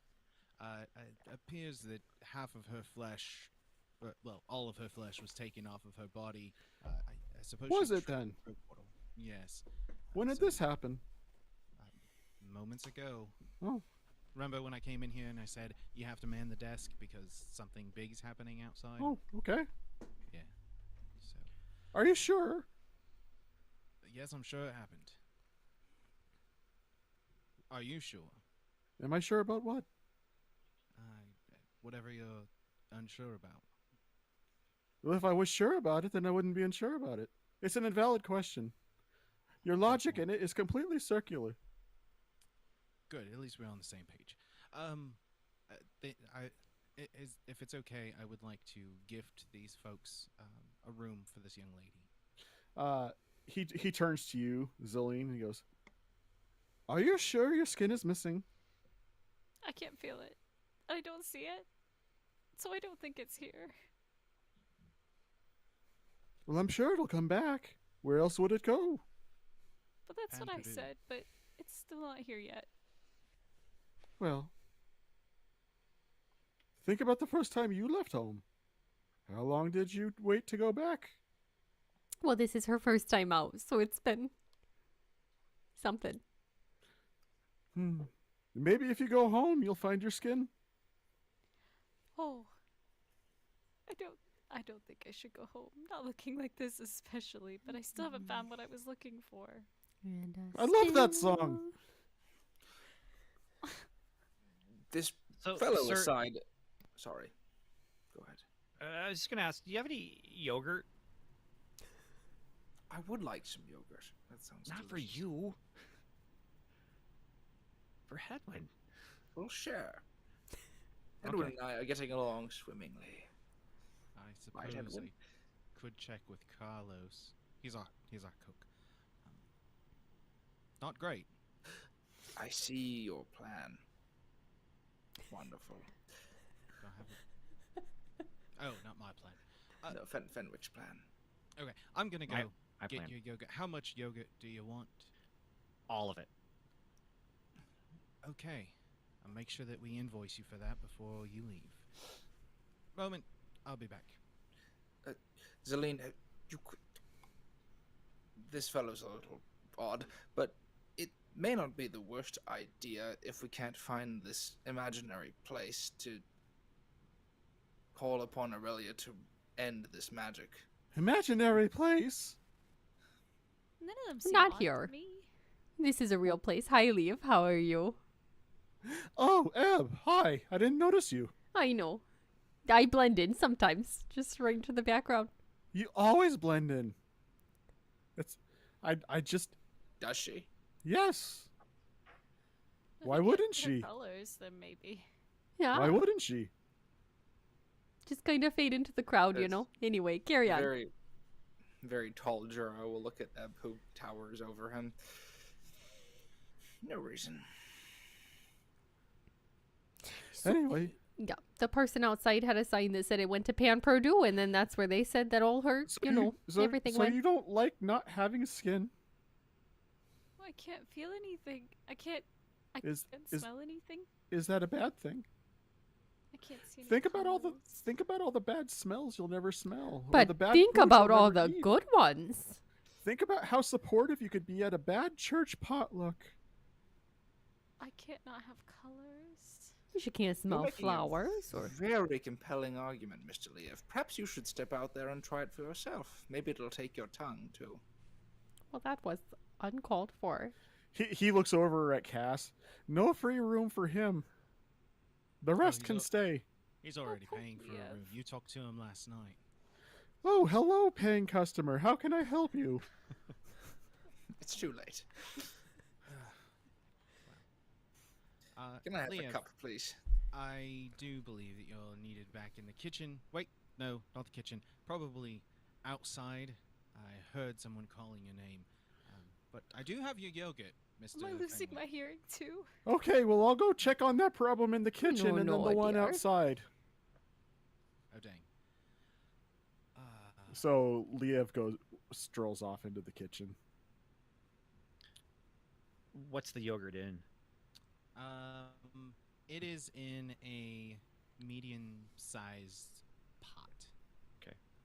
So I take it over to Hedwin, and Would you like, before you feed it to him, would you like me to just make up a little something that would help it come out, you could do that. yeah. Okay, It's let's not- do it. It's not too hard I to would mix like- up a few herbs that, And skeleton lady, I promise you, I will not rest until this quest is done and we get that That's mouse not my out. name. Yeah, her Is name's Het- Aline. Is the hippogriff in the inn or outside? We will. We'll make sure that he goes outside before he his digestive process is finished. I think. I already promised you I will take care of any mess he makes. I do appreciate it. Did you say that you left the hippogriff outside? I did not. I was imagining that I just brought it in, but Okay. Oh. I'm sorry. I thought someone said it was outside. I just wanted to double check on that. That's why I asked. I'm just gonna make a little herbal remedy to put in this yogurt. That'll help it come up. you're thinking up or down? I think up is faster. Okay, yeah, no, that's great. Probably. Yeah, I don't, based on how the digestive system works, the things that come out the other side might be older. And we don't want that. Yeah, We want as a lot much more. of the mouse as possible. A lot more to sort through that way. So, Hey, yeah. hey, big guy, can you get another pot? An empty No, one. That's it. You said you wanted all of it. Oh wait, An empty one. pot. Yes. Empty pot. Yes. I'm going to find a much bigger pot. I For think. catching. We'll go Yes, outside. for catching. For catching. But One how's moment. the mouse gonna be alive? Well, It's I don't think it not. will be. Or We'll need hope, to find somebody who can yeah, bring it back. kind of stitch it up a bit. I can't do that. No, I could do a lot of healing, but it's already dead. yeah. It's been better, I think. I I- don't want Can- I don't think it's been worse, but Would Jura know anyone in Parava who can do something like this? Okay. Go ahead and roll a.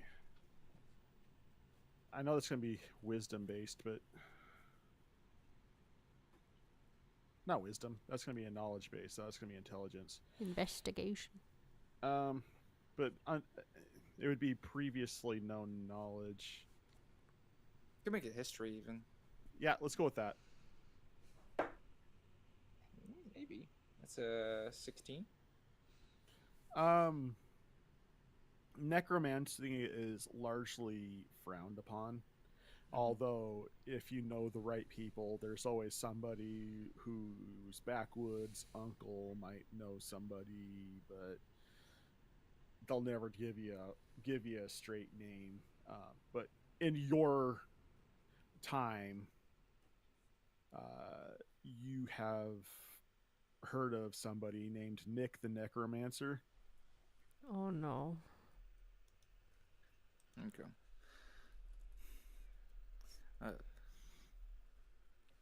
Jared doesn't like necromancy either, so he'll frown as the name comes to him.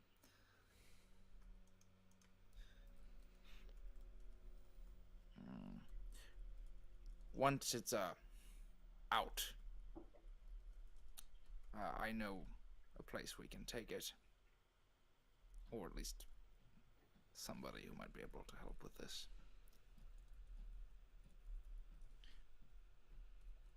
All right. You ready? Oh yeah. Okay. Happen. Let's go. Let's step outside though, because this I do imagine could make a mess. Right. Yes. I'm Yeah. just- Oh, hey guys! Hi.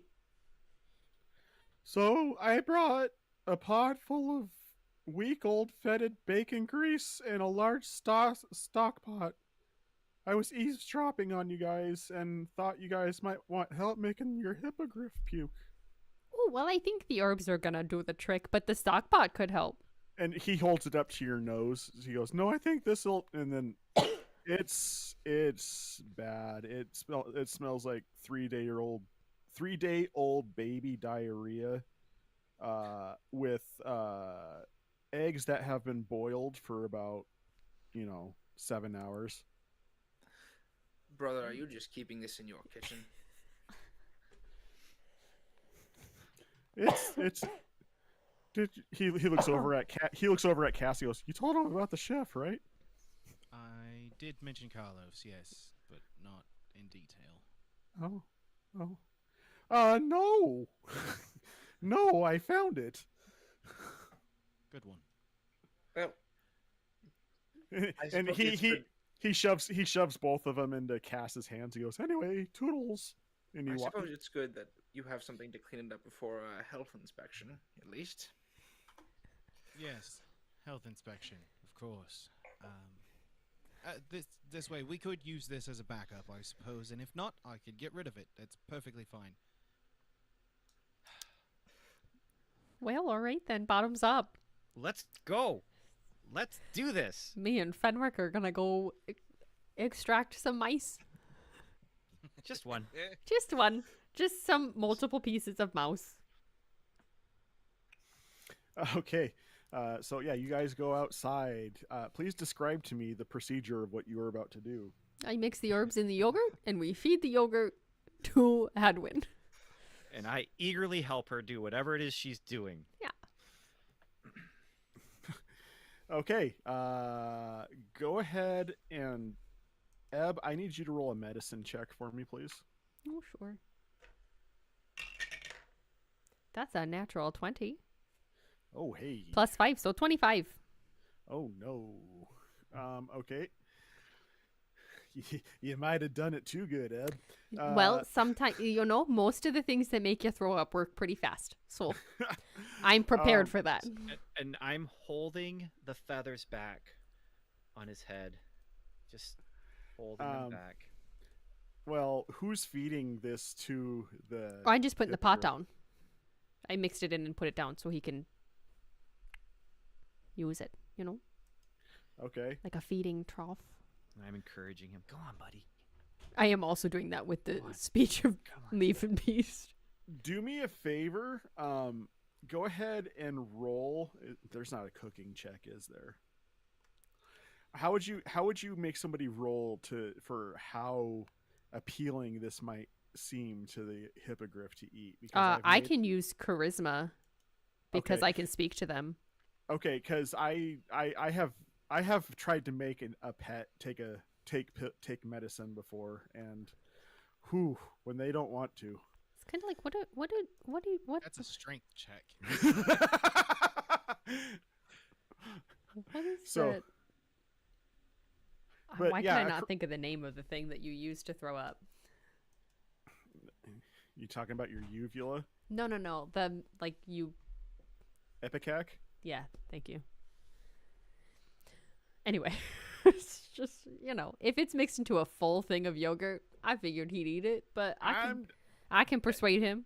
Yeah, I was about to say this is gonna be. I think this is persuasion. That's exactly what we want.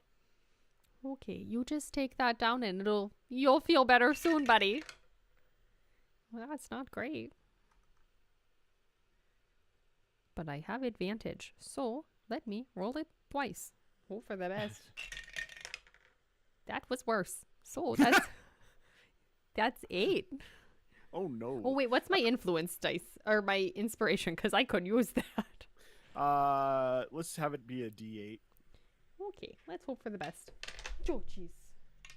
Oh jeez. Hold on. That's not a good sign, Squid. No, I just threw it Has the across puking room. ended? Hasn't even started. Oh, I might leave again. Wasn't great. That's a 10. Yeah. So you put this vat of yogurt down in front of this hippogriff, and it leans forward to sniff the yogurt. Have you ever seen those videos of cats when they sniff yogurt? No, but I could Uh, go demonstrate if you want. No. But basically, this thing leans forward and sniffs the yogurt, and all of a sudden, its head cocks forward and its eyes bulge as its mouth cocks open, and it makes a retching sound as its tongue pokes out. Just a Oh. as it sniffs it, and it pulls its head away from the concoction. Okay, well, I guess we're gonna do this a different way. I'm just gonna, like, never mind. I'm not gonna use that reference. I'm just gonna do the pill method, but with just a handful of yogurt.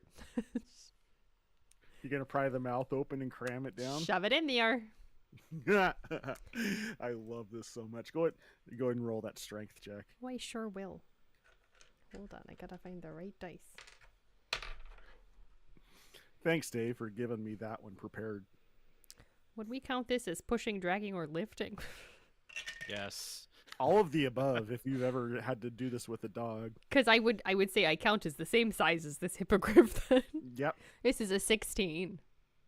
All right, that'll do. Yeah, you you are like literally everybody around you is astonished as they watch Ebb just grab this hippogriff by the upper beak and yank its jaw backwards, and then just crams this mouthful. Like, I don't know if you guys have ever seen the old sci-fi movie, The Stuff. But this mouthful, this handful of the stuff, he's just grabbing handful after handful, just jamming it down this hippogriff's throat. People are looking on to this like it's some giant festival display that's starting early as they're cheering on Ebb like she's some sort of sideshow strong woman. Ebb, do you react to the people cheering for you at all during this event? I'm just, sweet talking Hadwin. There they are. It'll be good. You're doing so great, buddy. We're almost done. And in the meantime, like you're just punching this hippogriff in the back of the uvula, like you're like speed bagging this uvula as you're cramming the stuff down. So like it's all hitting all at once. And I'm just stroking his head, there. holding his head feathers back. Just Again, come on, buddy, it's okay. Again, the Standing eyes of there. this hippogriff bulge as it cocks its head back in what looks like it's going to produce a mighty roar, but instead it's this Pull up the stock pot. it's this light brown rainbow fountain as it's being propelled into the air about 30 feet of an arc Oh. as it projects forward with the mass heave. And it's not being helped because it began while Ebb had her hand half down the hippogriff's throat. So it's like Well. putting your thumb on the end of the spray nozzle of a hose. So it blasts out the sides as well. So everybody is taking a hippogriff vomit shower. I need everybody to roll Constitution, please. I wasn't there. Am I in this mess? You guys are inside. 16. 12. Did Cass come 7. outside too? Cass and Fenwick, you guys are upon the realization that you are coded in avian ambergris.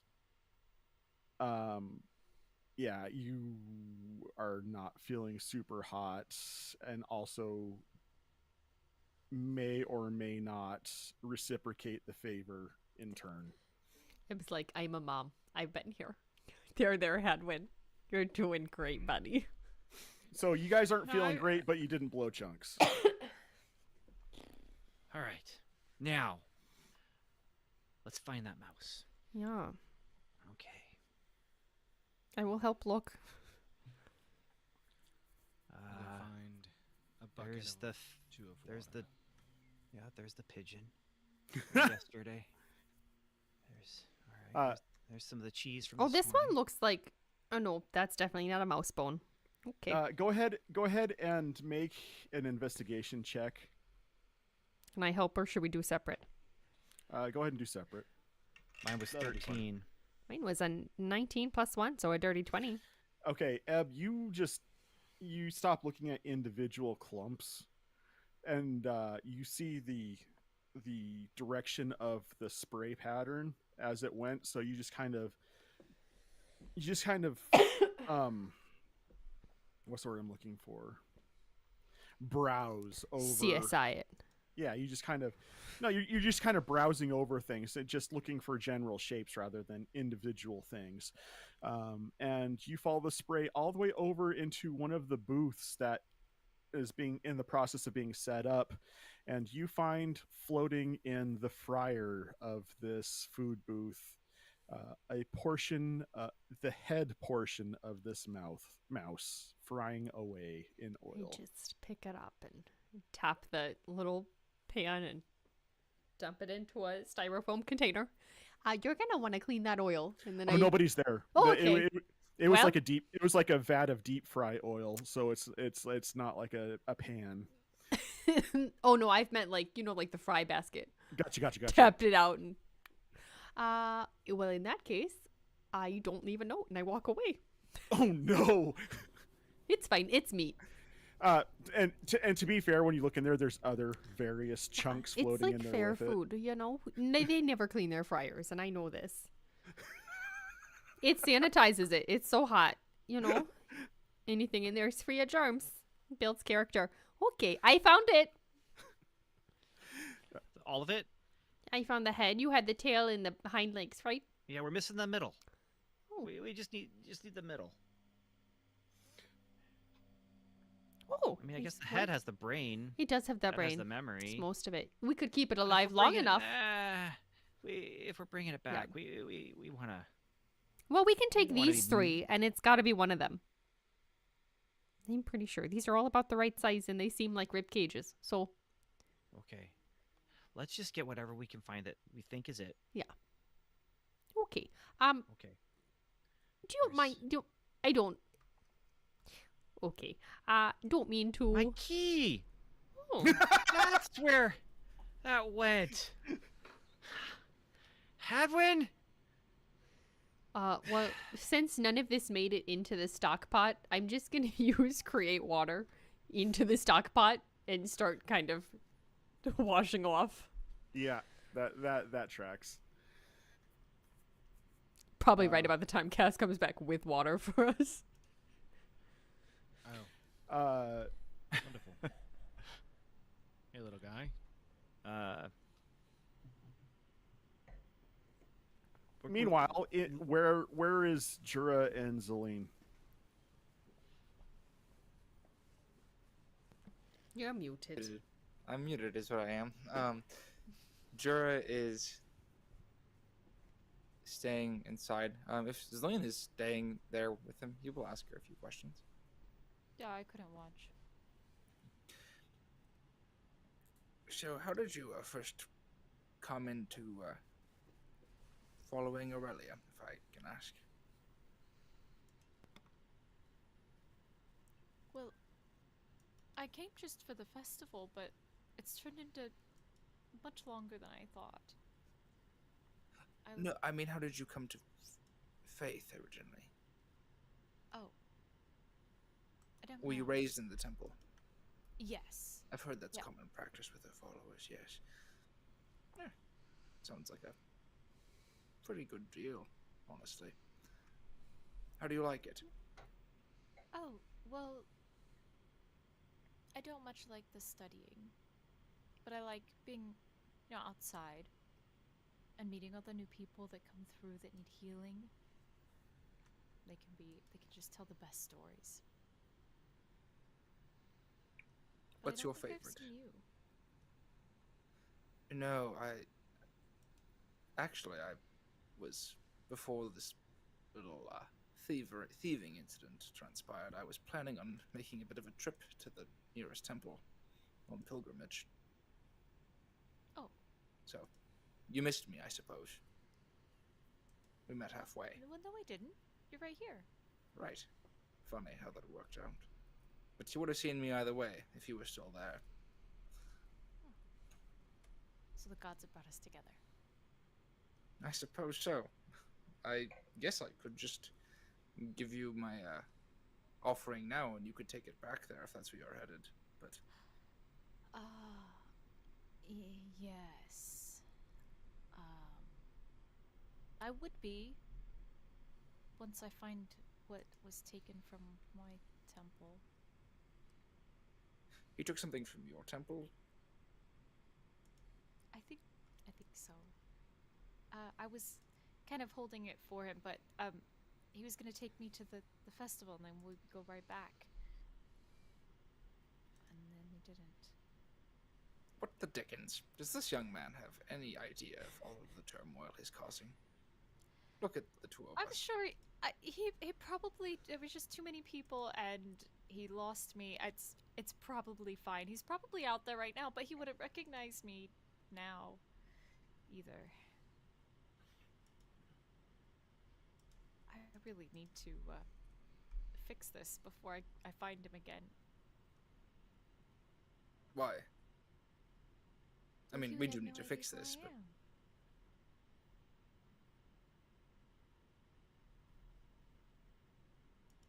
so you're...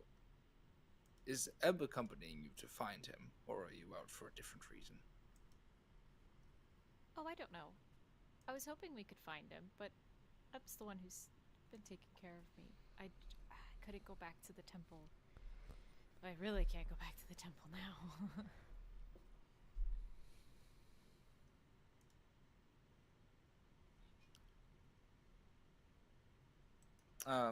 Jury's gonna make an insight check, I think, if that's okay, John, on that.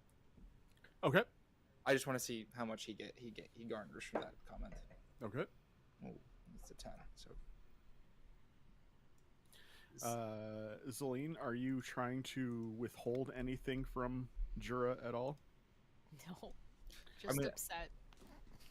Yeah, she seems on the up and up about it. Fairly sincere.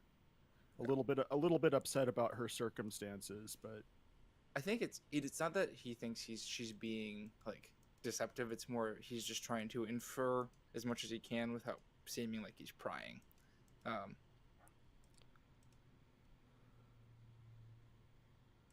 So he did take something from the temple. Yes. You went with him. Well, yes. He promised me that we could go see the festival and then come back, and I wouldn't. Then I wouldn't, tell on him. Was It he was a also? perfectly good arrangement. Was he from there too? or did he just stop Oh by? no, I just met him.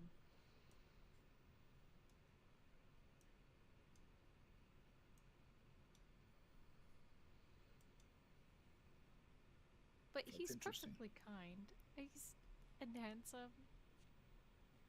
It would have been fine if there just weren't so many people at the festival. As she says that, you guys hear Eb's voice shout from outside, "I've got it!" I found it. Oh. It sounds like they're done with that. Am I allowed to go outside? Who are you asking him? Is that Zolan? Zura. Okay. Yeah, Zillian. Do you want to go outside? I imagine everybody seemed to want me to be inside. I don't exactly look anything like myself. At least you kept your hair. I am happy about that. Listen, I think maybe we wait for them to come back. I'll go peek outside. Okay. If we find him again, I will have some choice words for him. But Why? Celine, don't be too surprised if he loses you again. Sorry. And Jura will quickly get up and go peek out the door. All right. Jura, I need you to make a dexterity save, please.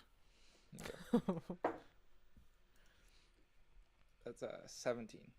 All right. Right as you open the door, you hear a and you sense something come fast at your face, and you cock your head to the right, and it just narrowly misses hitting you in the head. To everybody else, right when the store opens, the hippogriff let out a large barking cough. And that's what you heard as you were trying to examine your half-fried, half-digested rat. Or mouse, rather.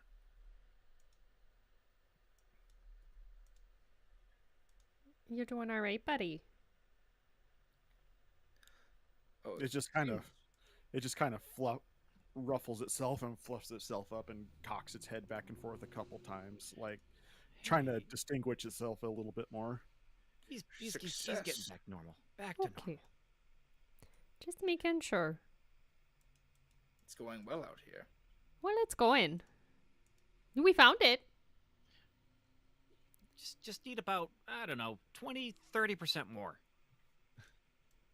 Does anyone have material for sewing or repairing textiles? You need help sewing something. Well, it might not be a bad idea to sew as much of it back together as you can. I feel like Nick is going to charge us extra for that. Oh, I see. Who's this How Nick? much? Though? Do I know Nick?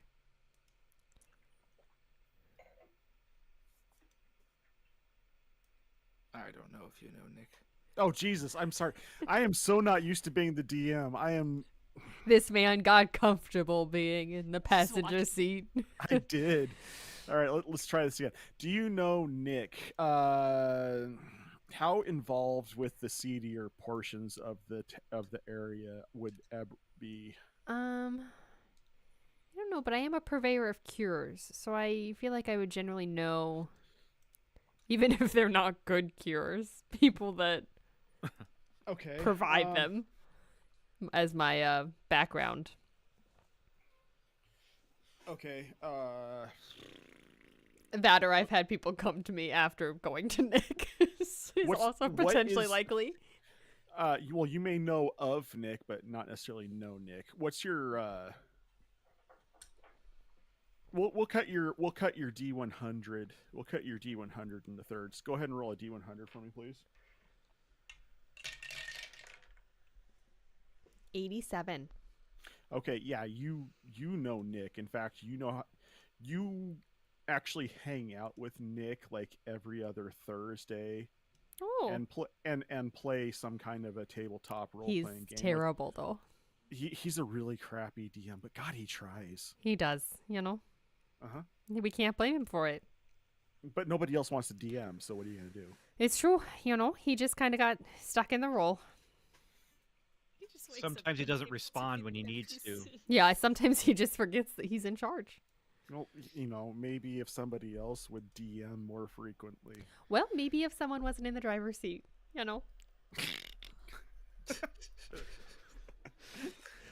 All right, everyone pay attention. Mom and Dad are fighting for a minute. Okay. I know Nick. He's good at playing games, not so good at healing. What are we going to Nick for?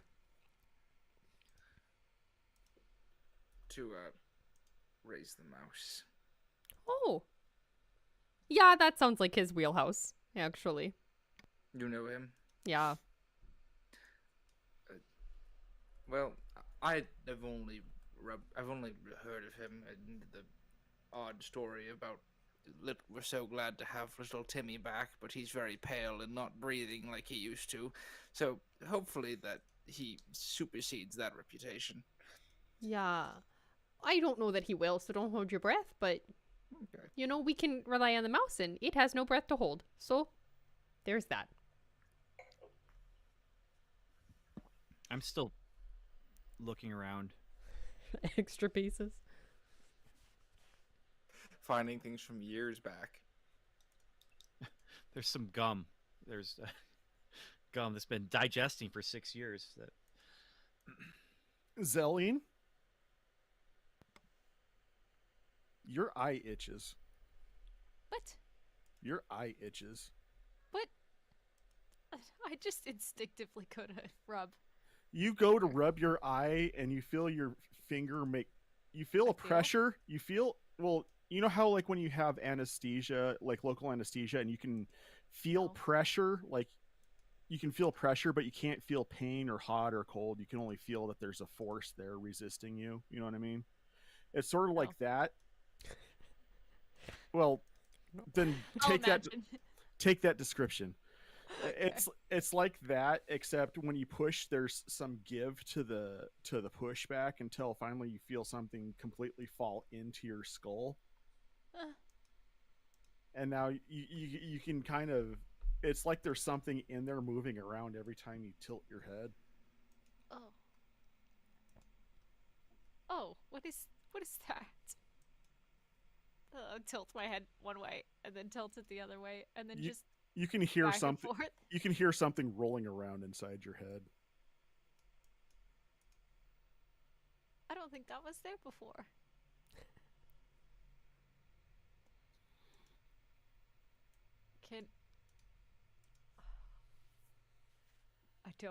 I don't know what to do with this. Okay.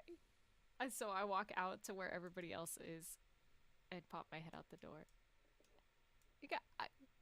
Guys? And Yeah, I take dear. in the scene that I am seeing. Just everything everywhere. There's something in my head. Oh, Is Um, it your brain? I don't know. Can I I go- can't feel anything. can I go try to look through one of the skull holes? All right. You look through one of the skull holes, and as you look into the open ocular cavity, you see it kind of looks like the middle section of a mouse. Oh, hey, I found it. Celine, would you mind, when you got water in one ear and you gotta, yeah, can you do that? Yeah. And then just smacks the side of her head with her skeleton palm. As you're looking through it, you can see it rolls to the side of the head, but yeah, that oral canal where that connects the inner, I can't remember what the name of that nerve is, but that nerve goes through. It's not that hole's not big enough for it to fall throughout the ear. Did Right. it come You're out? muted, my love. Maybe just go back and forth, as if Yeah. you're nodding your Do you head know, vigorously. there's quite a lot that you can get from the jaw. Do you mind? Huh? I don't want to impose. I can't feel it. Okay, do you mind? I guess not. Okay. I'm just gonna try and stick my fingers up through her jaw to get in. I got small hands. Yeah, but we don't know you like that, so. Okay. So you're trying to go from underneath. Yeah, because there's a lot more opening from down here. There actually isn't, because you got that sphenoid bone that's going to be in the way from the bottom. So you come up from the underside, but you're hitting the underside of the skull. Well, okay, can you open your mouth, Celine? It's, Yes. Yeah, just drop the, that. the bones don't go that way. No, I guess not. Does you want to have tweezers? Normally I carry them in my purse, but I forgot that one at home, so. Just have her lean forward and get it. If you can get it into the eye hole, then you can just get the edge of it and pull it through. Just What is Yeah, it? but You her can- eyes there. well, No, she doesn't have No. I eyes. don't have Oh, those. oh. if you just lean forward, just tilt your head towards the ground, Okay. and then Just Um, look straight at the ground. I think you just smack her on the back of the head. I'm very sorry, Celine. I give it a smack. I am having some flashbacks to my boglins right now. This is awesome. All right, so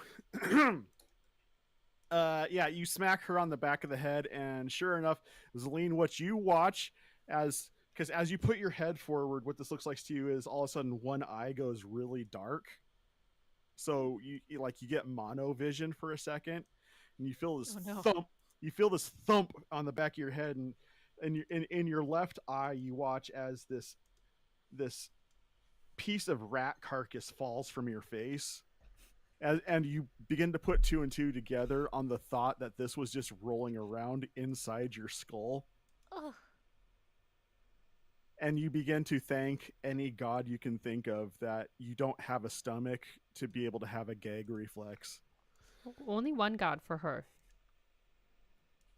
Well, Dejure's God's also a god. This is true, but I imagine you're only thinking yours. Yeah. I only pray to the one. Wait, that was in my head. Yeah. This is fantastic. It was in. No, it And was now it's in out. my Now it's head. out. But Yeah. it was. I In. Maybe we'll once. As she is in the process of freaking out about this, a couple little lice scurry out from inside there too, because this was in fact a field mouse.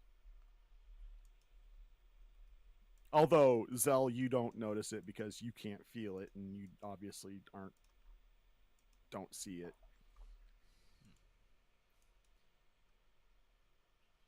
All right, I'm putting all the pieces into a little pouch. That's good. We Cinching should it up keep tight. those. All right. I think we got a good 95, 96%. I think we're good. Yeah, I think that should be fine.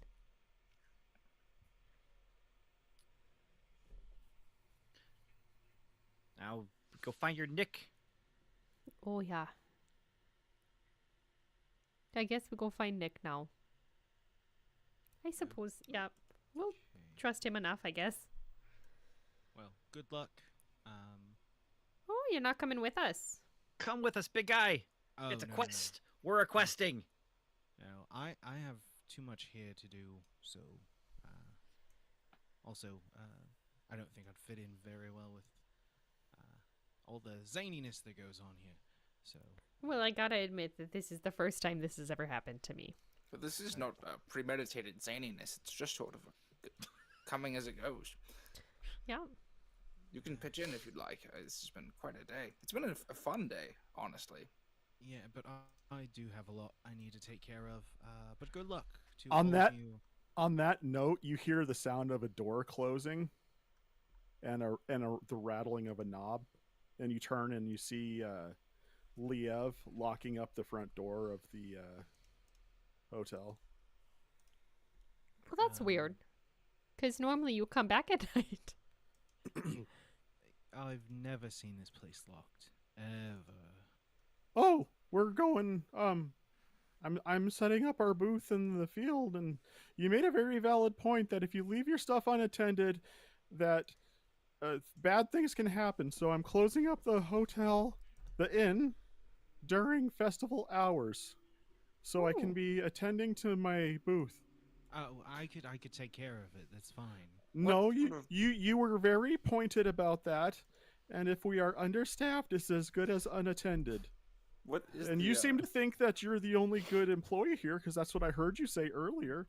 And so I figured, being as I wanted to help you with your concerns about unattended businesses, I would take your advice. This is me being inclusive to your ideas, Cass. You said that I don't listen to you as often as I should. It's true, but sometimes you do listen and you listen to the wrong things. So, So I shouldn't listen to you?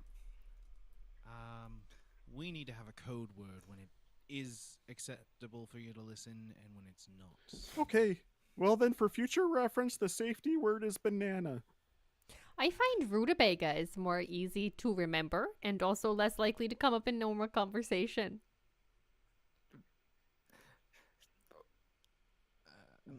what sort of services does a hotel booth provide when the hotel is closed?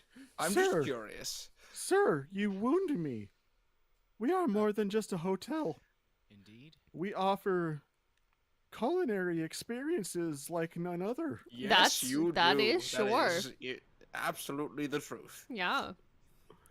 That is accurate advertising, gotta say. We also offer entertainment services. I've been entertained somewhat, although I did most of it. You, sh- Me you and should, Fenwick. Yeah. you should see this one girl who comes and does the stuff with fire. Yeah, Manette and Sage, they're kind of regulars around here. So, great act. Little loose with the fire. We've Fire! No, fire! right. Okay, so No, say it right, Cass. fire, No, fire! fire, No, fire! It's like no, it's. fire! Oh, hold on. I'm not- Now, is it fire or fire? See, Not- she gets it. Yeah. A fire. Fire! fire. Do they have it in those little circle things that they spin around? Because I always like when they do that. That's awful fun. Oh yeah, they got that. That's part of her merch.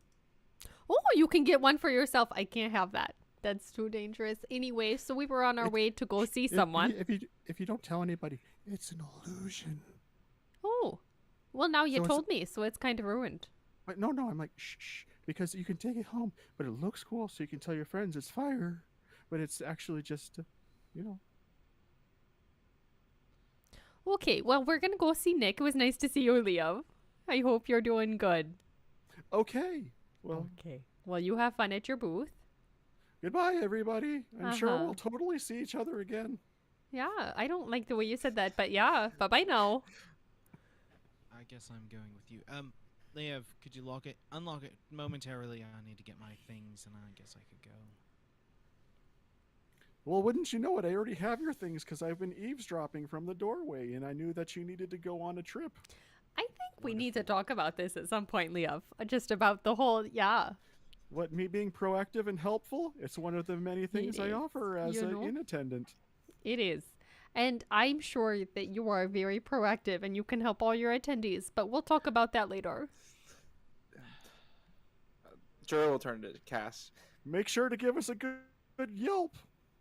I will yelp it from the rooftop. All right, bye-bye now, Zaline. She's just the rest is for goes. She's all the Oh, of she's Persian all, and Purdue she's now. in Pan Purdue. Time to go. Jura will turn to Cass and say, "You know, I can tell you don't love this, but often the unexpected journeys are the best ones." Yes, that's what Leo said multiple times, but I would prefer just to stay home. But it looks like he's not giving me a choice, so... It's a dangerous thing stepping outside your doorway, Casmus. Which is why I don't want to go, but fine then. I'm sorry. Hold on. Did I miss the fact that you're living at your place of work? You gotta have some boundaries. There needs to be a bit of separation there, my dude. I don't disagree. but, Yeah. It's just we're constantly busy, so I I'm constantly sorry, work. but we do not support the fact that you are giving your life to this company. The You one can that talk to needed my to hear boss. this left. She walked You can away. talk to my boss. Okay, yeah, I would. Okay, well, Yeah, we need to find guess we'll you carry something on. else. Yeah, to this Nick fellow. yeah. Let's go. Okay. Good. Okay. An hour in the big city, and I'm already on a quest to save a beautiful lady. I can't believe this. What if her skin goes back on the wrong way? What? Hold on now. Let's not even entertain that thought. And on that question, we're going to go ahead and call an end to this extended inaugural episode of Campaign 2. That was fun. I needed that. Playing games with strangers. There's some danger in the manger. Oh, here we go. Oh, So anyway, thanks everybody for watching. This part will probably be cut out because we're going to have a recording saying all this stuff. But yeah. for those of you who are watching live, thanks so much. We appreciate you guys. You're all fabulous. This has been fun. This has been... A lot has gone into making tonight happen. So I am very excited about this. There has been a lot of hard personal growth that has gone into making Campaign 2, and it was a lot to undertake, more than previously anticipated, and a lot of the reason why we're doing it is because of everybody out there who supports us. So We did this for you. we did. Become Also- a patron and you can see our super cute overlays. Yeah. And also, big thanks and welcome to Ben and JM. Love having you guys here. JM was chewing scenery like his name was Anthony Hopkins, and I was here for it. Ben, you're fantastic as always, but we already knew that from what you did with us at Supersonic. So, True. that being said, everybody, we love you. Thanks so much for hanging out with us. And until next time, stay fresh, cheese bags.